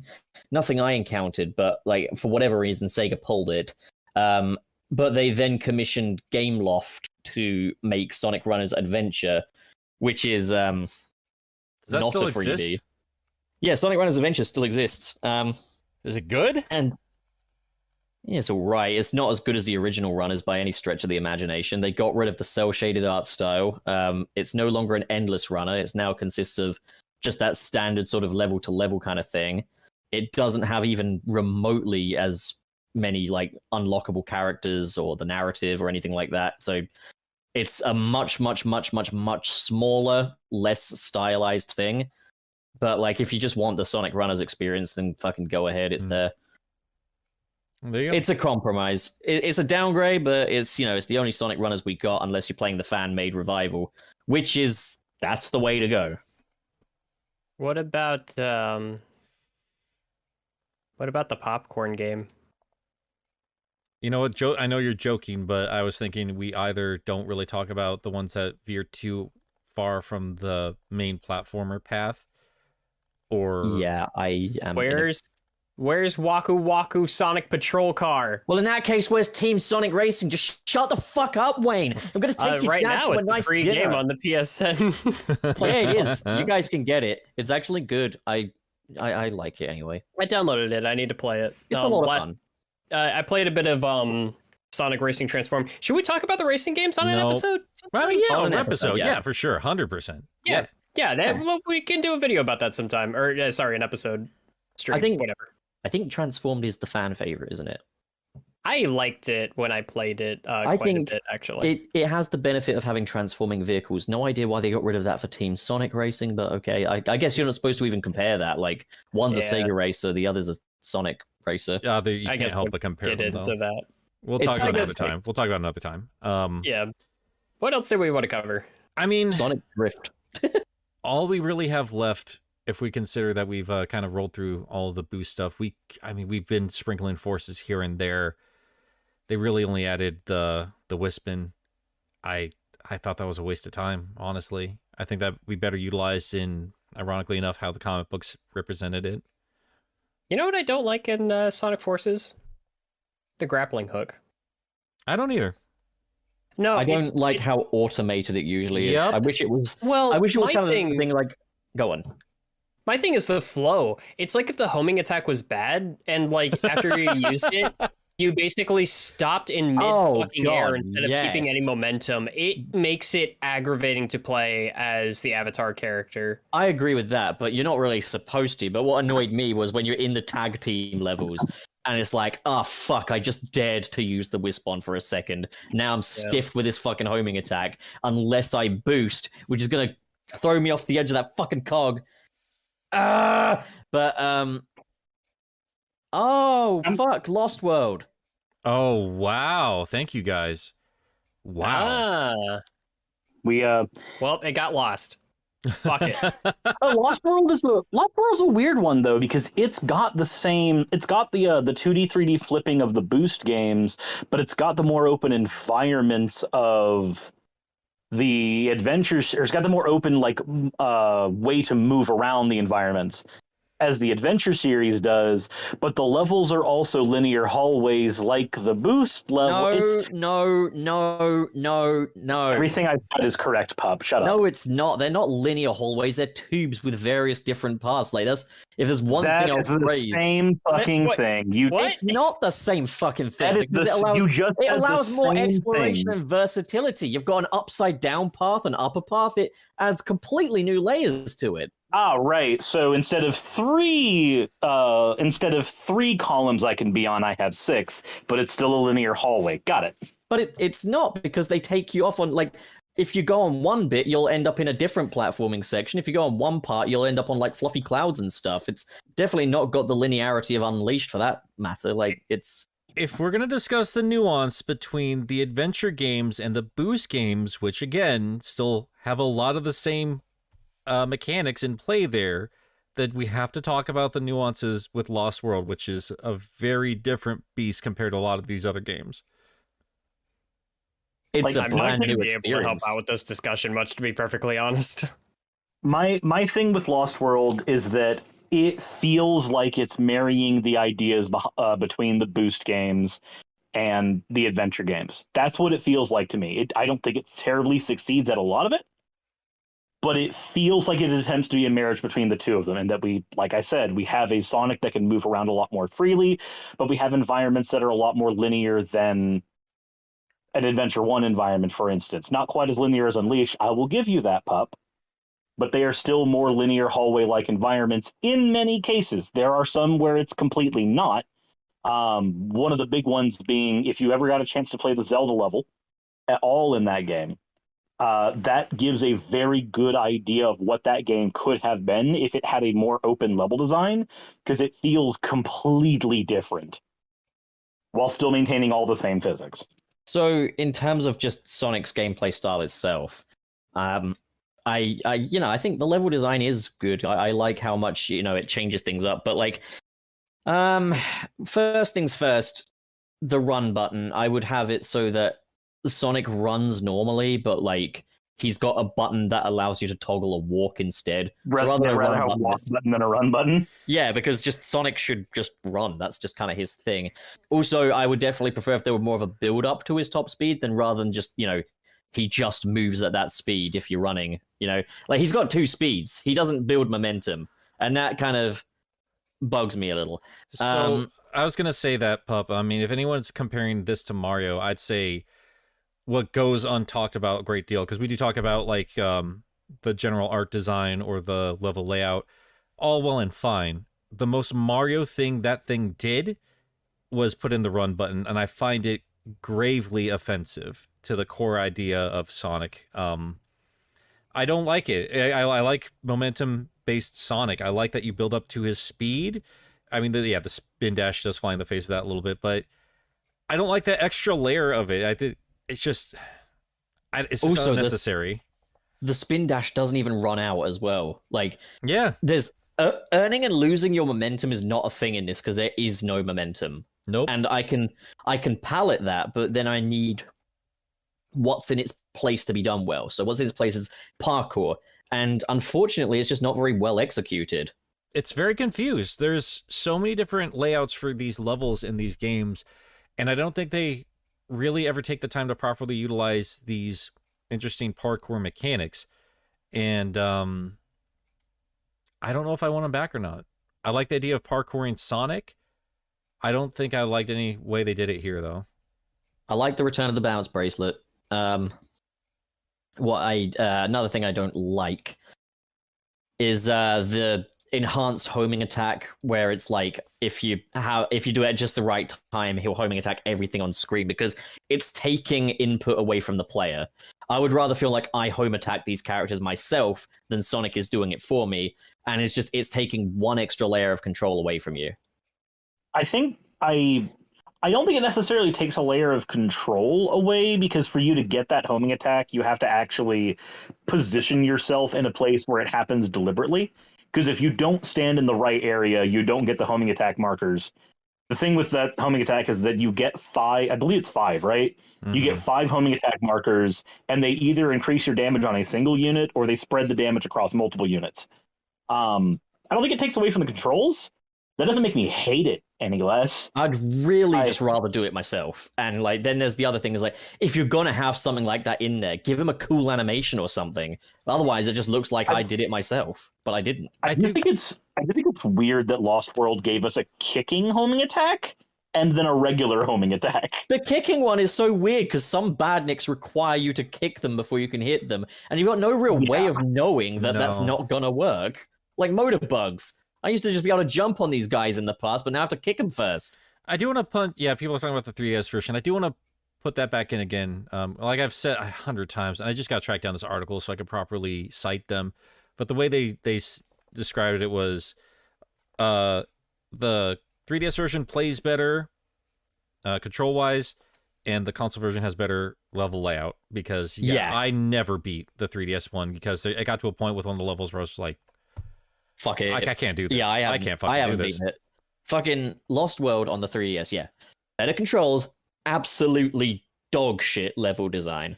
Which is very frustrating. It is we're so disjointed with all these gameplays because they never take full advantage of what they could be. And that's been throughout the history of Sonic. I really do see Lost World like I do with Chaotix and to some extent Heroes. Where, I mean, obviously it's a deviation, but my bigger problem with all 3 of those games is I got to the end of all of them, and I don't think I ever quite figured out what the hell the mechanics were trying to show me here. Like, I didn't feel like I truly understood this game by the time I got to the ending, and I think that's a problem. I agree entirely. I still, I've completed Lost World.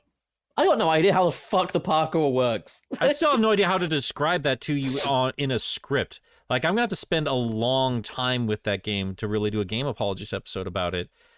And it's hard to say I want that stuff back. I like the idea, but... The the only thing I can really think of is like, okay, if you go on a wall and you're running along it, then you jump to another wall, but you gotta hope there's a wall adjacent, and then if you want to turn, you gotta, I don't know, fuck, like that's fucking at a loss for words. Yeah. I am The parkour system is. I've beaten it on 3DS, you fools. Like how you just. That was a sounded almost perfect. like too. I thought Tom had just joined us. I love you, Tom. We should. I will be... say this for the. Go for it. What's up, Nick? We'll have to talk about another game before we move on to super chats, but yeah, if you want to go for it, sir. There's actually two more. Actually, I'm thinking of two. I'm thinking of two as well. Yeah. You know, three. then I'm Fucking three. Fuck.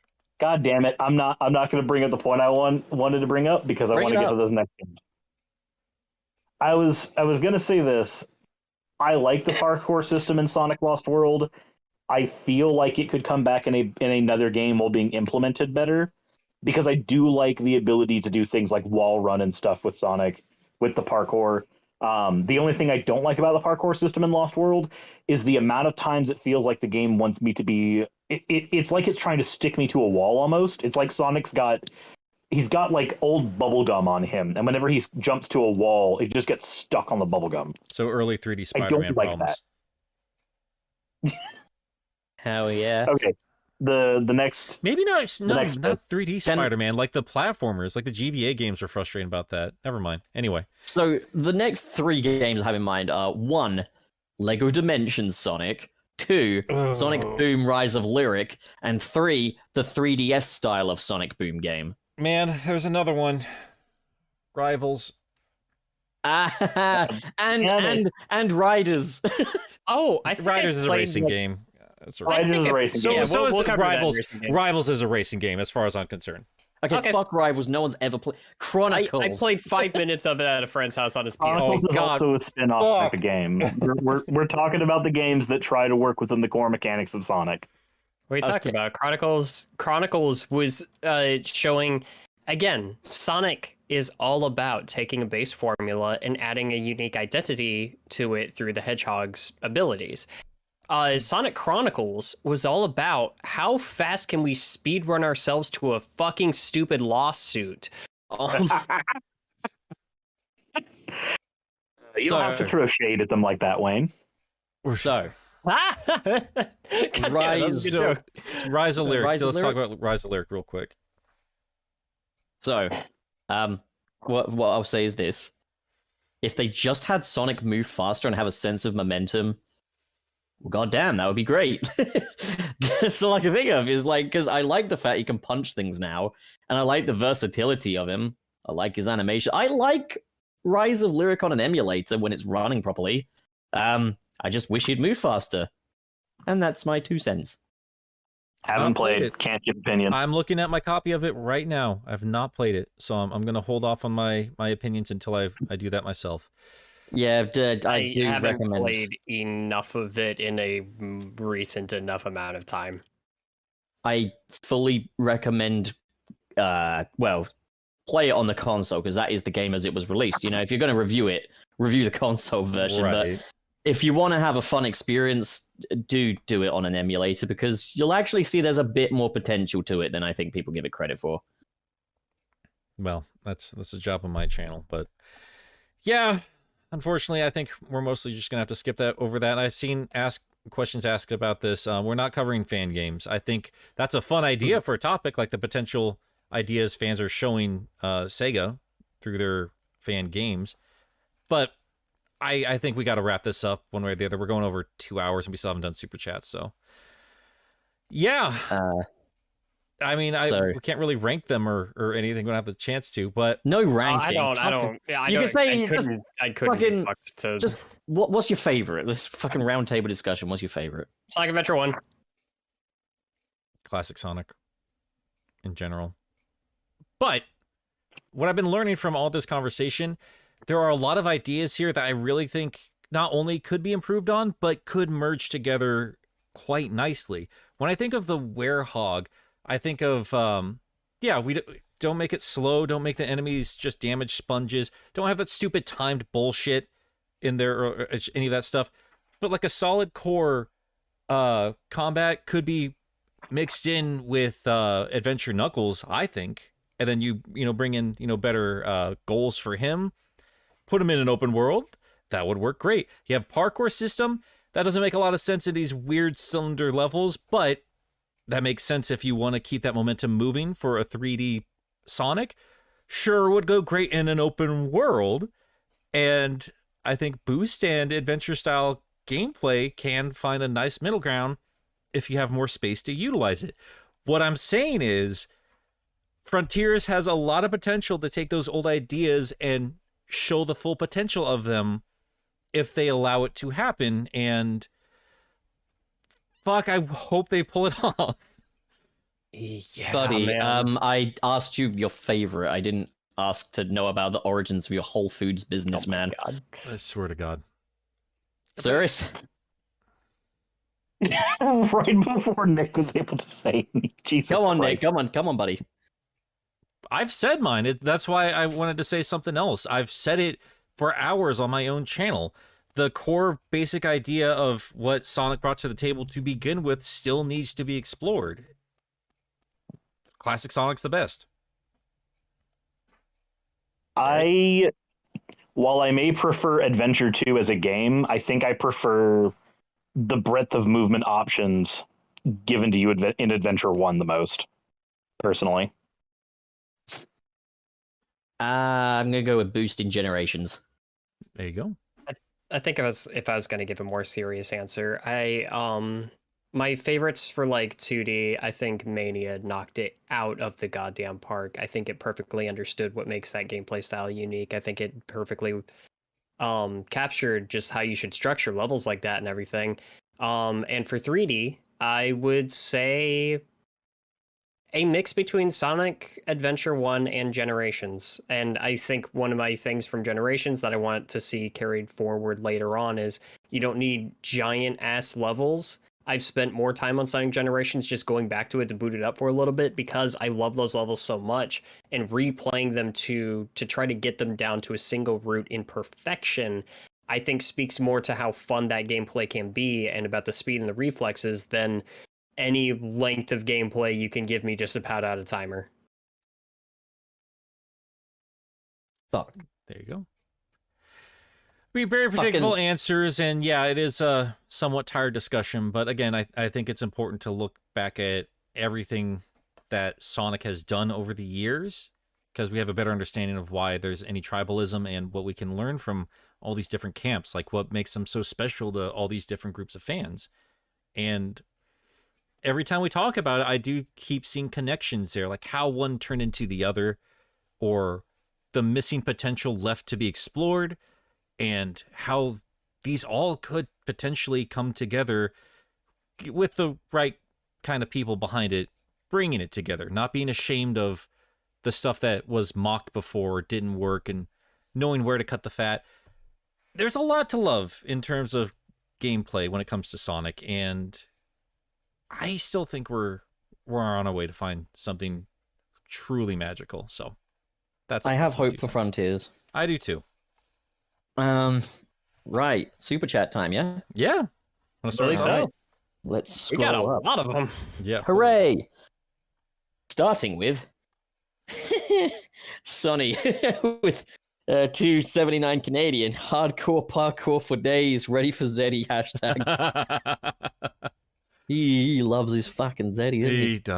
He does. And I'm having a harder time disagreeing with him the more I read him in IDW.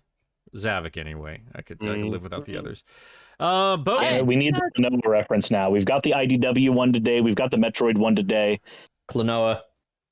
I know. We need the Klonoa one next. that'll be It's on in our my bingo next card Sonic in video. Sunset City. Yep. Actually, I made a Klonoa reference earlier when I said, "And I begin to wonder," which is the He name did. of the first track on the soundtrack. He did, actually. That is I a caught deep that. cut. That's a deep cut. Well There done, we sir. go. The bingo card is complete. All right, Bowden with $5. Good morning, boys. Hope you're having a good day. I am low on energy and can't think of anything funny. Story of my life, huh? Well, That's thank you how I for the feel every $5 day. anyway. Next we have is from Jamal Simmons. Thank Who? you very much for the $5. Oh, sorry, our Paul Jamal. There you we go. Happy B Theory Day, everyone. Nick X Sally, long live Teenage Mutant Ninja Turtles. That's what I forgot to mention this. We do bat around ideas for the show on a week-to-week basis because it does get hard to not just repeat ourselves ad infinitum, whatever the fuck I'm trying to say, because we do get redundant, and it does suck when there's not a whole lot to talk about in terms of Sonic. But man, I know we've talked about Origins, but after the Cowabunga collection was announced, I'm sorry, but Sega is gonna really have to impress me with more than just the 5 fucking games I've played over and over and over and over again. It is going to be nice to get a widescreen Sonic 3 and Knuckles, and I'm glad it's back, but like the comprehensive history that the Cowabunga collection is promising us is wild to me. Like any old school TMNT fan, like none of us expected to see these games again, because not only are these old games that are all over the place, but they are also licensed games. And the license has been a problem, especially with Konami for a long time now. So seeing them not only get the old games back, but multiple versions, and we're getting behind the scenes stuff and like the Japanese versions of things, and like never before seen other stuff. Like a compilation it's got to be so much more than just the games itself. I'm sorry to say, the preservation matters, and learning about these games is a big deal. And I still think Sonic Jam was the first of the compilations for me in my life to show me how important it is, not only these games themselves, but how you present them. And if Origins is being as quiet as it is, then they had better goddamn be ready to bring out something truly interesting. Like they have to continue the lineage, not only of the games they're presenting, but of Sonic compilations, because compilations for all of our generations of fandom here really matter to us. I'm strictly only going to base my expectations based on what Sega have said. And all they've said for now is that, it's going to be Sonic 1, 2, 3 CD. So I'm just like, okay, that's all I ask. That's fair. Understandable. For now. I mean, yeah, I get the frustration though. It's like, could we be more ambitious though? I hope that's why they're quiet. I hope that's why they're quiet. I think that the problem for me is just that it's just like it doesn't even require ambition. You literally have the Christian Whitehead ports. Just give us those. God damn it. Just put it in there, shill out a little money for the Sonic 3 Air team, and bundle in some other games as well. And that should not take a fucking year to develop. That should just be literally a done deal. If they just give us the concept art of Mecha Sonic, I'll be fine. Art book doesn't have it. Encyclopedia doesn't have it. Give me that fucking art. I want to know what the details of that robot are supposed to look like. You want to know what I actually think is happening? I get the feeling that Sega might have bitten off more than they can chew in that. That sounds ridiculous, but like I get the feeling they've announced that Sonic 3 and Knuckles is going to be part of it, and they've got the music thing figured out, but then like they've maybe been too hasty on it, and maybe now they're like, oh fuck, we can't actually do the music, so now what? Oh, that might be the case too. Honestly, it could be. It could be a very messy situation that they're just not privy to telling us about. But I mean, it's very clear. We've had this conversation 100 times that the showcase, and I even said this in the DMs yesterday, that the showcase was there to kind of just shut up fans who just would not shut up about a drought. And I mean, everything we saw, it was clear they just were not ready to show us anything. But it's the anniversary. We got to do something. Here you go. Chew on this for a while. The reasoning they've always made is, oh, it's for quality's sake. But after they were saying that before Sonic Colors Ultimate released. And now I have some trust issues. Well, I think that's also, the reaction to Colors Unleashed is Jesus. I wish. Sonic Colors Ultimate Game of the Year edition. There it is. But I think that reaction, because that game was clearly put out to just be a stopgap till the next thing. But I think the reaction to that was very telling that they can't keep getting away with shit like that. So I'm still saying it. I don't think any gameplay is even ready for Frontiers. I think there's a reason why we're not seeing anything this late in the game. My bigger concern for Frontiers right now is that they show us all these vistas and landscapes or anything, and the landscapes do not tell me anything about the gameplay. I do not know how you interact with that world. Yeah, I wish it looked more like a playground. Like, in terms of its structure, I don't want it to actually look like a playground. Well, to me, the big open sprawling fields just tell me like these are a lot of spots for combat or just maybe basic exploration. I'm not seeing anything in terms of platforming. It has been said that there will be new combat elements. So, yeah, Werehog 2022. Whoop! God damn it. Then we should make a Knuckles game. But anyway, I got on long enough. I apologize, guys, if you want to keep on going with our super chats. Cirrus. Cool. Wait, no, Wayne is I that. thought yeah. Cirrus. Fuck Wayne. Cirrus. Oh, all right. There, go on, Wayne. Go on, Wallace. Yeah, Jamal Simmons, our pal Jamal. There you go. $5. Nick Milk and Cirrus Milk. Milk Bro Forever. Smiley face.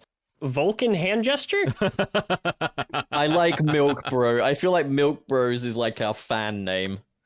The name we give to our fans is Milk Bros. That'll Like, be our what's up, only Milk fans. Bros? Milk Bros. Oh, God. Oh, no. Nilk Bros. So I'm up with Aiden F. $10. Got Nilk. It does the body good. Goes great with my coffee. My milk. Even straight. It's smooth and creamy. Oh, Nick. fucking hell. Oh, Nick. pick up a gallon today. I Happy like Friday. that. I love that he says, like, he has to emphasize that Nilk is not milk. They are two separate things. Nick, you've got the Like, flash. Nick, we have to develop Fight Nilk. We do. Oh God, we got to do that. What is We White have to Milk? do. Pup, I'm telling you, dude, you have to watch Sunny with us. You are going to fucking love it. We have to Okay, watch man. Well, fucking show me it already, for fuck's sake. it. I do have Hulu. We can talk after the show if you guys want to hang out because it's Yeah, the 100%. Yeah. It's Anyway. not a school night. yeah. Let's keep going though. I think it's Grant Allen next, if I'm remembering. The Flash. Yes, the Flash. Grant Allen with a Because Grant $1.99. Gustin, Barry Allen. Yeah, go on. Just read the fucking thing, all right? Money. Take. We do. Thank. Yeah. We did. Appreciate. The next one we have is from Brian Sanchez. Thank you for the $4.99. You guys should talk about Crush 40 and its impact on Sonic. Would love to hear your takes and maybe a top 10 songs, especially from Nick and Wade. Wade. That is what I'm calling him from now on. Fuck Wallace. I got a new one. I was just Boy. weighing the pros and cons of disconnecting from the group call as a joke. Oh, don't Wade worry is about hot. it, Wade. I'm not going to answer to that. Please wait patiently. Boatin. I'm assuming Dream Boatin. Hey, I would like $2. to do a So Crush 40 let's episode. we gotta at least we gotta address this real quick here. I wouldn't mind doing stuff like that down the road. There was a time in my life where would have been far more dismissive of Crush 40, but yeah, spending a little bit more time with the early 3D games and just how hard that band goes for a fucking hedgehog. Yeah, they're incredibly important to the overall tone of the franchise, and I think they do deserve a conversation at some point from all I of us. was over the moon also to hear that Jun Sano is the lead composer, or at least one of the lead composers, on Sonic Frontiers. But I Yeah. think they're also going to have Otani and T-Lopes in the fray as well. I really hope T-Lopes is in there. Otani, I can Well, T-Lopes and Otani composed the music that was in the last trailer together. So I think they're going to do another Team Sonic Racing situation where they have like the trio doing the music. I just assume like they, as many times as we talk about like how obvious it is that they should just keep making the 2D games and let them be their own thing. Like that's just a safe bet there. I think they, for some reason, they just understand the safest bet that they have and they've nailed and made an art form out of is the music. I do think they fuck up when they have Otami just go a little bit too nuts with his fucking raves. But I mean, Yeah, T-Lopes they keep around. June, they better not get rid of him. But June is my favorite still. Like he's the definitive sound of modern Sonic. T-Lobe's classic Sonic. Otani, right? So Otani. Buddy. Oh, hang on. Awfully Coffee Pot or Hot Coffee Pot says T-Lobe's confirmed he is not in the game. Oh, for fuck's sake! Why are you in the trailer then? Get out of here, man. He is in Shredder's Revenge, and if he gets to mess with any of the classic Turtles arcade music, I will cry on stream. I will. I can't believe he gets to touch all my favorite game music. It makes me so happy.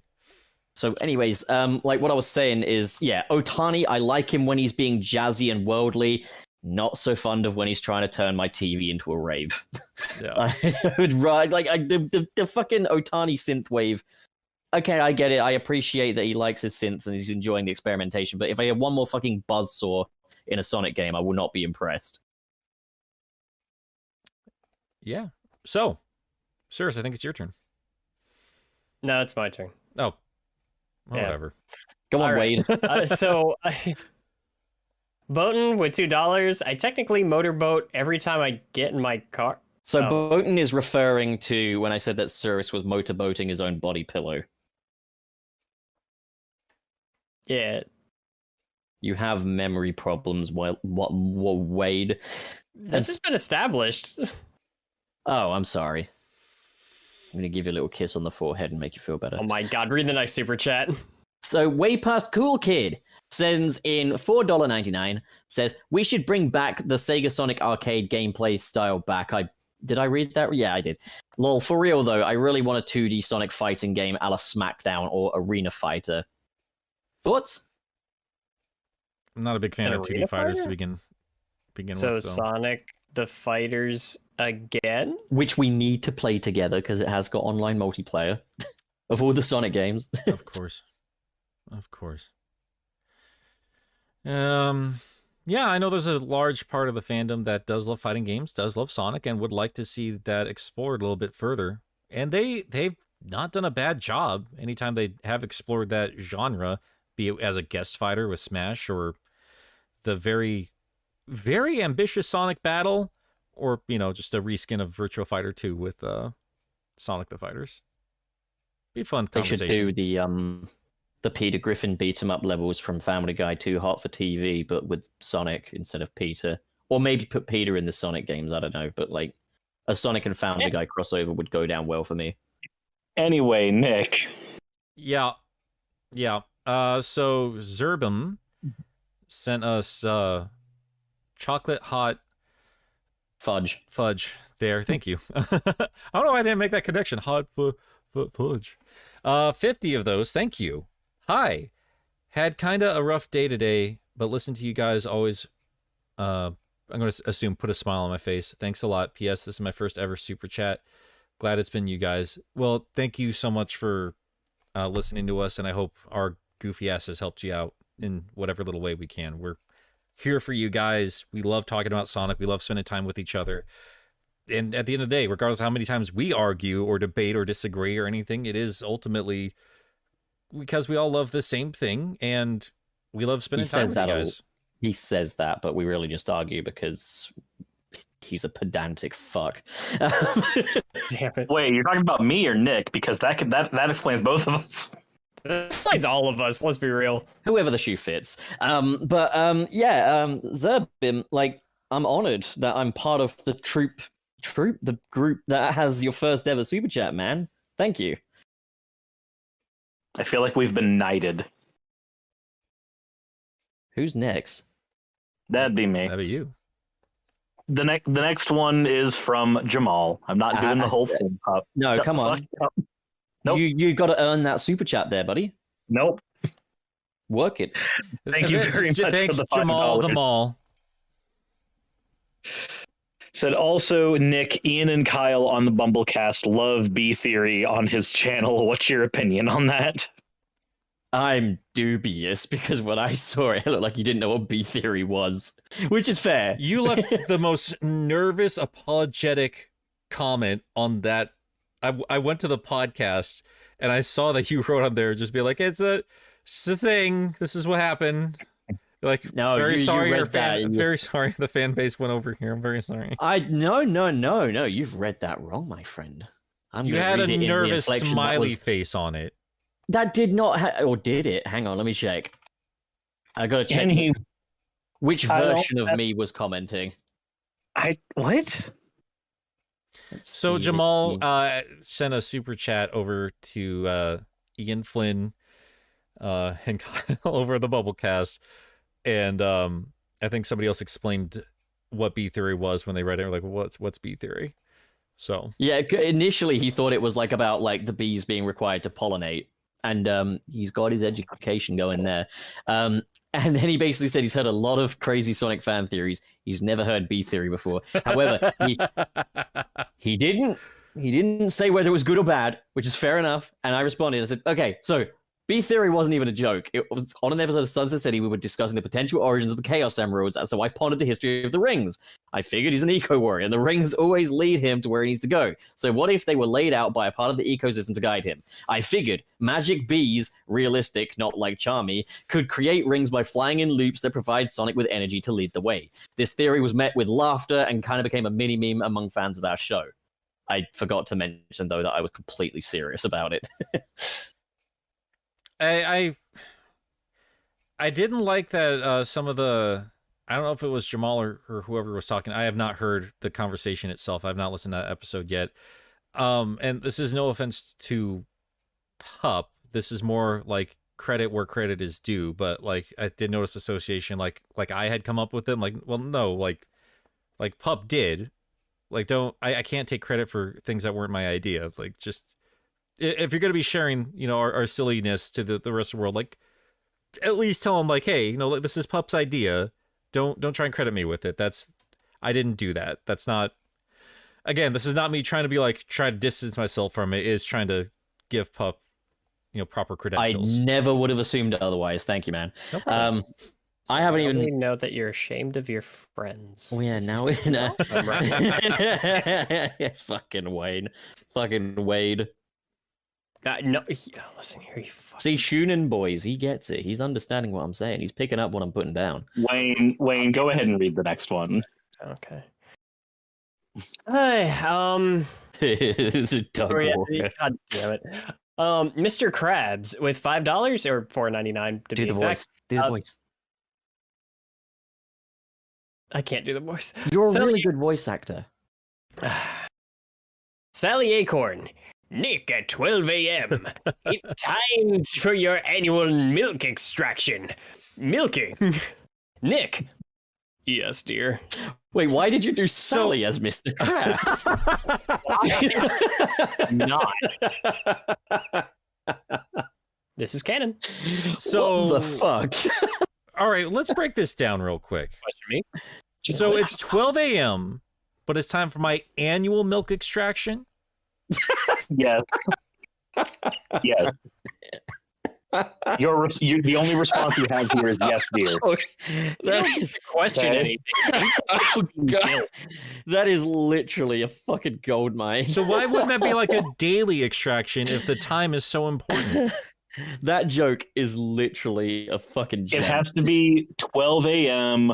on the beginning of every new year, else the crop harvest will not Shut commence. up. Shut up. Just leave it be, okay? It was good. It was... What's next? Oh, yeah, me. Yeah. Yeah, I've got Devo with $9.99. Devin is Devin. I'm back. Devin McCann. I'm going to call him Devo, all right? I don't fucking care. I'm back. I've finally recovered from Nick stealing my credit card info and draining all my accounts under the guise of super chats. Oh, you doing it again. Can I say it's just a real dirty boy? I don't know. Our NFT winner is next. Letteric with $50. I've had Hey Ya by Outkast stuck on repeat in my head for like a week. Someone please help. Sure, I'll help. All right. Okay, now, ladies. Said, what is cooler than being cool? Ice cold. I said, what's cooler than being cool? Ice cold. All right. The second take today, I am on the fucking edge. Oh He my doesn't like when Wayne, people say. give me some sugar. I am your I will neighbor. give you something So right up Wayne the fucking is head. edging. Got it. Hey, yeah. Hey, yeah, my spoken word returning from the Okay. Midnight City. Okay, I'm gonna do the next one. This is fucking hell. Shake it, shake it, shake it. Shake Black it. Yakuzu Shake it. 94. Thank you for the $10 super chat. Like a Polaroid picture. I swear to God, pup, I will find you. I will find you. He's and read. just being honest. Yeah, thank you for finding me. I've been missing for 10 years. Thank you. Return me to my family. I can't do that. They wanted you gone. Ouch. I'm kidding. Just read it. No, just read. I don't care, all right? Grains of truth. Just read. Said I feel like one of the pitfalls the series fell into was trying to force literally every single character into a single game in a playable role. By 06, we were at 9 playable characters. I think it's more execution than the characters themselves. By Heroes, we had 12 playable characters, but that's not... I'd still say it boils down to one playable character with a confusing inventory of moves. And that is why the execution is what matters here. Technically, you have 12 playable characters. They all play the same. Yep. It's a cardboard box with wheels. All right, Wade, you're up. I don't know who that is. Sorry, Wallace. I know Go it's on. nearly 3 hours, so we're going to do this. Say my fucking name. It is 2 hours, 45. Wayne, whatever he calls you, just fucking read it.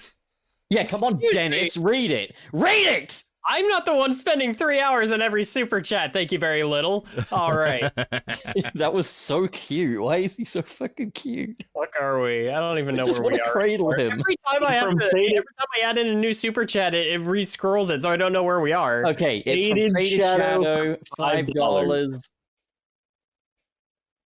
Wait. It's beneath where Game Apologist typed something, and you said yeah. all right. Thank you.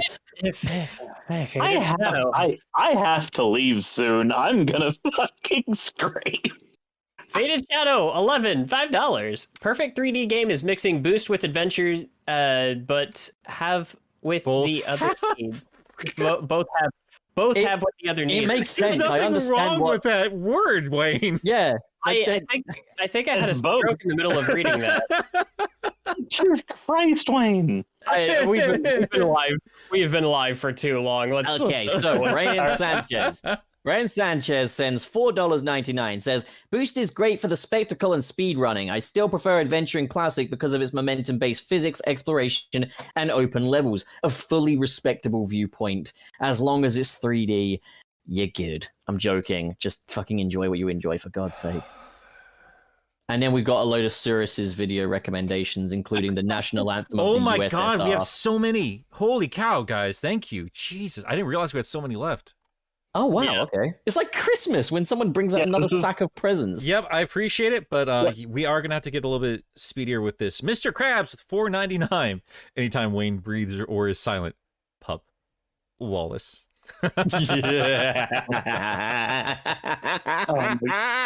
Or Wade. Or Dennis, because that's his real name. Dennis McBuffy. Oh, he Dennis just left. McWayne. He just left. Oh, He just left. I think he's He's not come happy with me back. doxing him. All right. We're gonna have The next one is from Zerbeth. Thank you very much for the 50 chocolate hot fudges.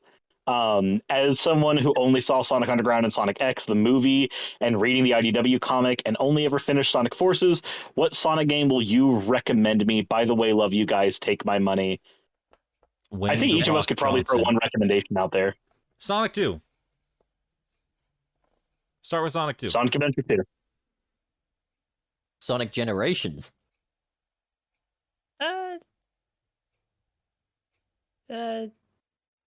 Sonic 2. I'd say Sonic 2. You could have said Adventure and you would have had something different to the rest of us. For fuck's sake, Dennis! All right, anyways. Wayne for that Zinko. Yeah. Okay. Let's see. With the 5 pounds. The boss baby. What? Back in the Crib, coming May 19th on Netflix.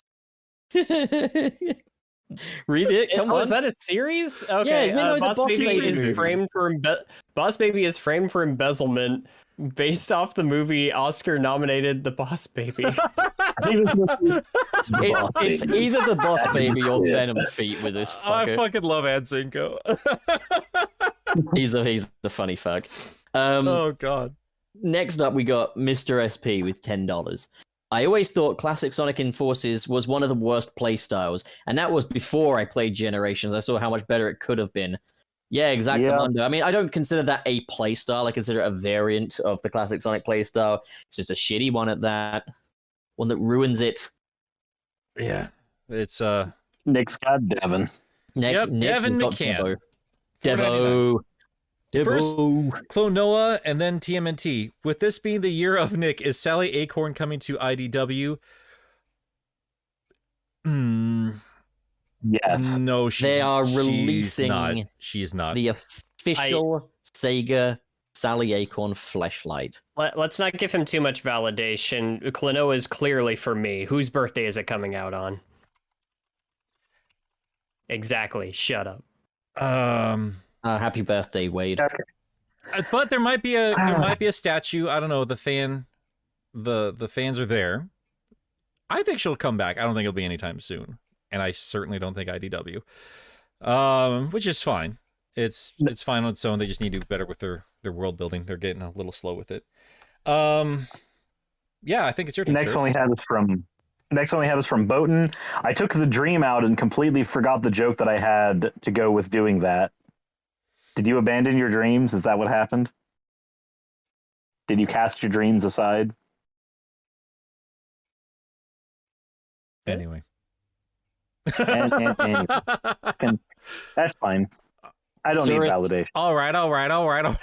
Would you stop, man? You're gonna get us copyright struck. It's not that great of an impression. Just get on with it. No, because even if you cover like a song, it still can get like third party monetized by the people. So like, yeah, Nick, what he's doing could get classified as a cover of the song. I'm just being honest. Anyways, Wayne. Wait. You're gonna get us Anyway. demonetized, man. Damn it. Oh, good luck. Okay. Wait. Oh, are we on the Otis Small one? Yeah. Yes. Yes.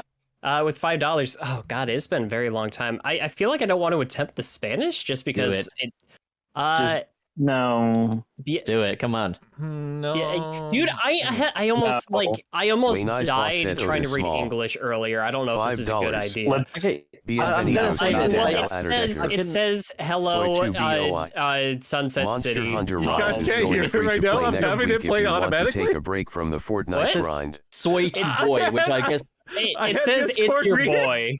Oh, where it says Discord soy read it. to boy, I thought they were saying soy boy, which meant they No, were referring to it's you. your boy. Wallace, you fucking soy boy. It's loosely it's your boy in Spanish. Monster Hunter Rise is going free to play next week if you want to take a break from the Fortnite grind. Is it really? I own it Ooh. already, so I Wait, don't on own it on anymore. I had Steam. to sell it. On Steam is what they're talking about. No. Oh, okay. Wait, so how come we can't try? wait, and read Rise is on Spanish? Steam? Yeah, Rise is on Steam. I've been playing it on PC for hundreds of hours. Yeah, they added it to Steam recently. Or I bet guess it's not much recently. prettier then, right? I mean, it it's 60 frames. Fair. The actual graphics are about the same, but it's 60 frames. But yeah, I think we're all caught up with everything. Guys, we've been going for nearly 3 hours. It was a big, chunky conversation today. Yup. You could have spent that 3 hours watching The Batman again. And Yeah. frankly, I regret not doing that. That's fair. But if anybody wanted to talk a little bit more about Batman, they could probably go check out your channel, don't you think so, Pup? Yeah, I'm actually working on a ranking of every Riddler outfit from the live action stuff. And what I find so funny is looking at Jim Carrey in his neon green unitard and his bright orange hair, and then looking at the Paul Dano version in his military combats and stuff, and just thinking, fuck, these are the same character, aren't they? Yep. What a world we live in. This is amazing. The fucking balls on both of these fucking directors is insane. It's fucking awesome. All right. And Cirrus, what's the status with the stream right now? for you? Soon as my internet is functioning correctly again, and I know that it's not just going to implode again, then Subathon's going to be continuing with 7.5 hours on the timer. But right now, I have no way of knowing if it's going to function today or even just implode again when it starts functioning. All right. Well, So- guys, if you want to give any support to the Ukraine, you can do that with Shuris, who is setting up a donation fund. It has been doing it, but since his internet's down, it's been a little bit messy. But if you want to be supportive, both of his continuing subathon and for everything going on in the world, definitely go check out Nick We've raised Shuris. $1,400 for Ukraine so far before the stream exploded. Yeah, that's awesome. Badass, man. Nice. All right, Wayne, you got something coming out pretty soon. I do. As soon as this stream is over, I'm gonna try to finish up editing my Sonic 2 review. It's gonna be going up for, I'm hoping at about 5 p.m. Eastern. It's gonna go up for Patreon supporters 2 days early, and then on Sunday it will go live for everybody. And I'll finally get this Sonic 2 video out. I'm looking forward to having this done. Nice. I just released my final batch of IDW speed reading. That came out yesterday for everybody. My Patreon supporters already know that my scripts have already been edited and recorded for our first 2 episodes of Mecha March Madness for this year. So expect the final ones to be coming out this next week. And Pup and I are going to be working on another one after that. So we'll be working on that this weekend. It's going to be exciting. Wait, what are we doing? The one project we were talking about. I didn't agree to any project. What are you fucking talking about? So anyway, guys, thank you so much for hanging out with us here at Sunset City. You can follow us every week, Friday morning, my time Pacific, in the afternoon, or I guess near late evening if you're in the UK. And what? Oh, and yeah, I mean, you can follow us all on our different channels. We're all content creators on our own. So yeah. Feel free to support that, support the show, whatever you want. And if you want to follow us later on any audio thing, we have been staying on top of that. So expect this to show up on your favorite podcast service in just a little while. But outside of that, I think it's time to set the sun on this conversation. I wonder if Tangle could choke me out with her tail.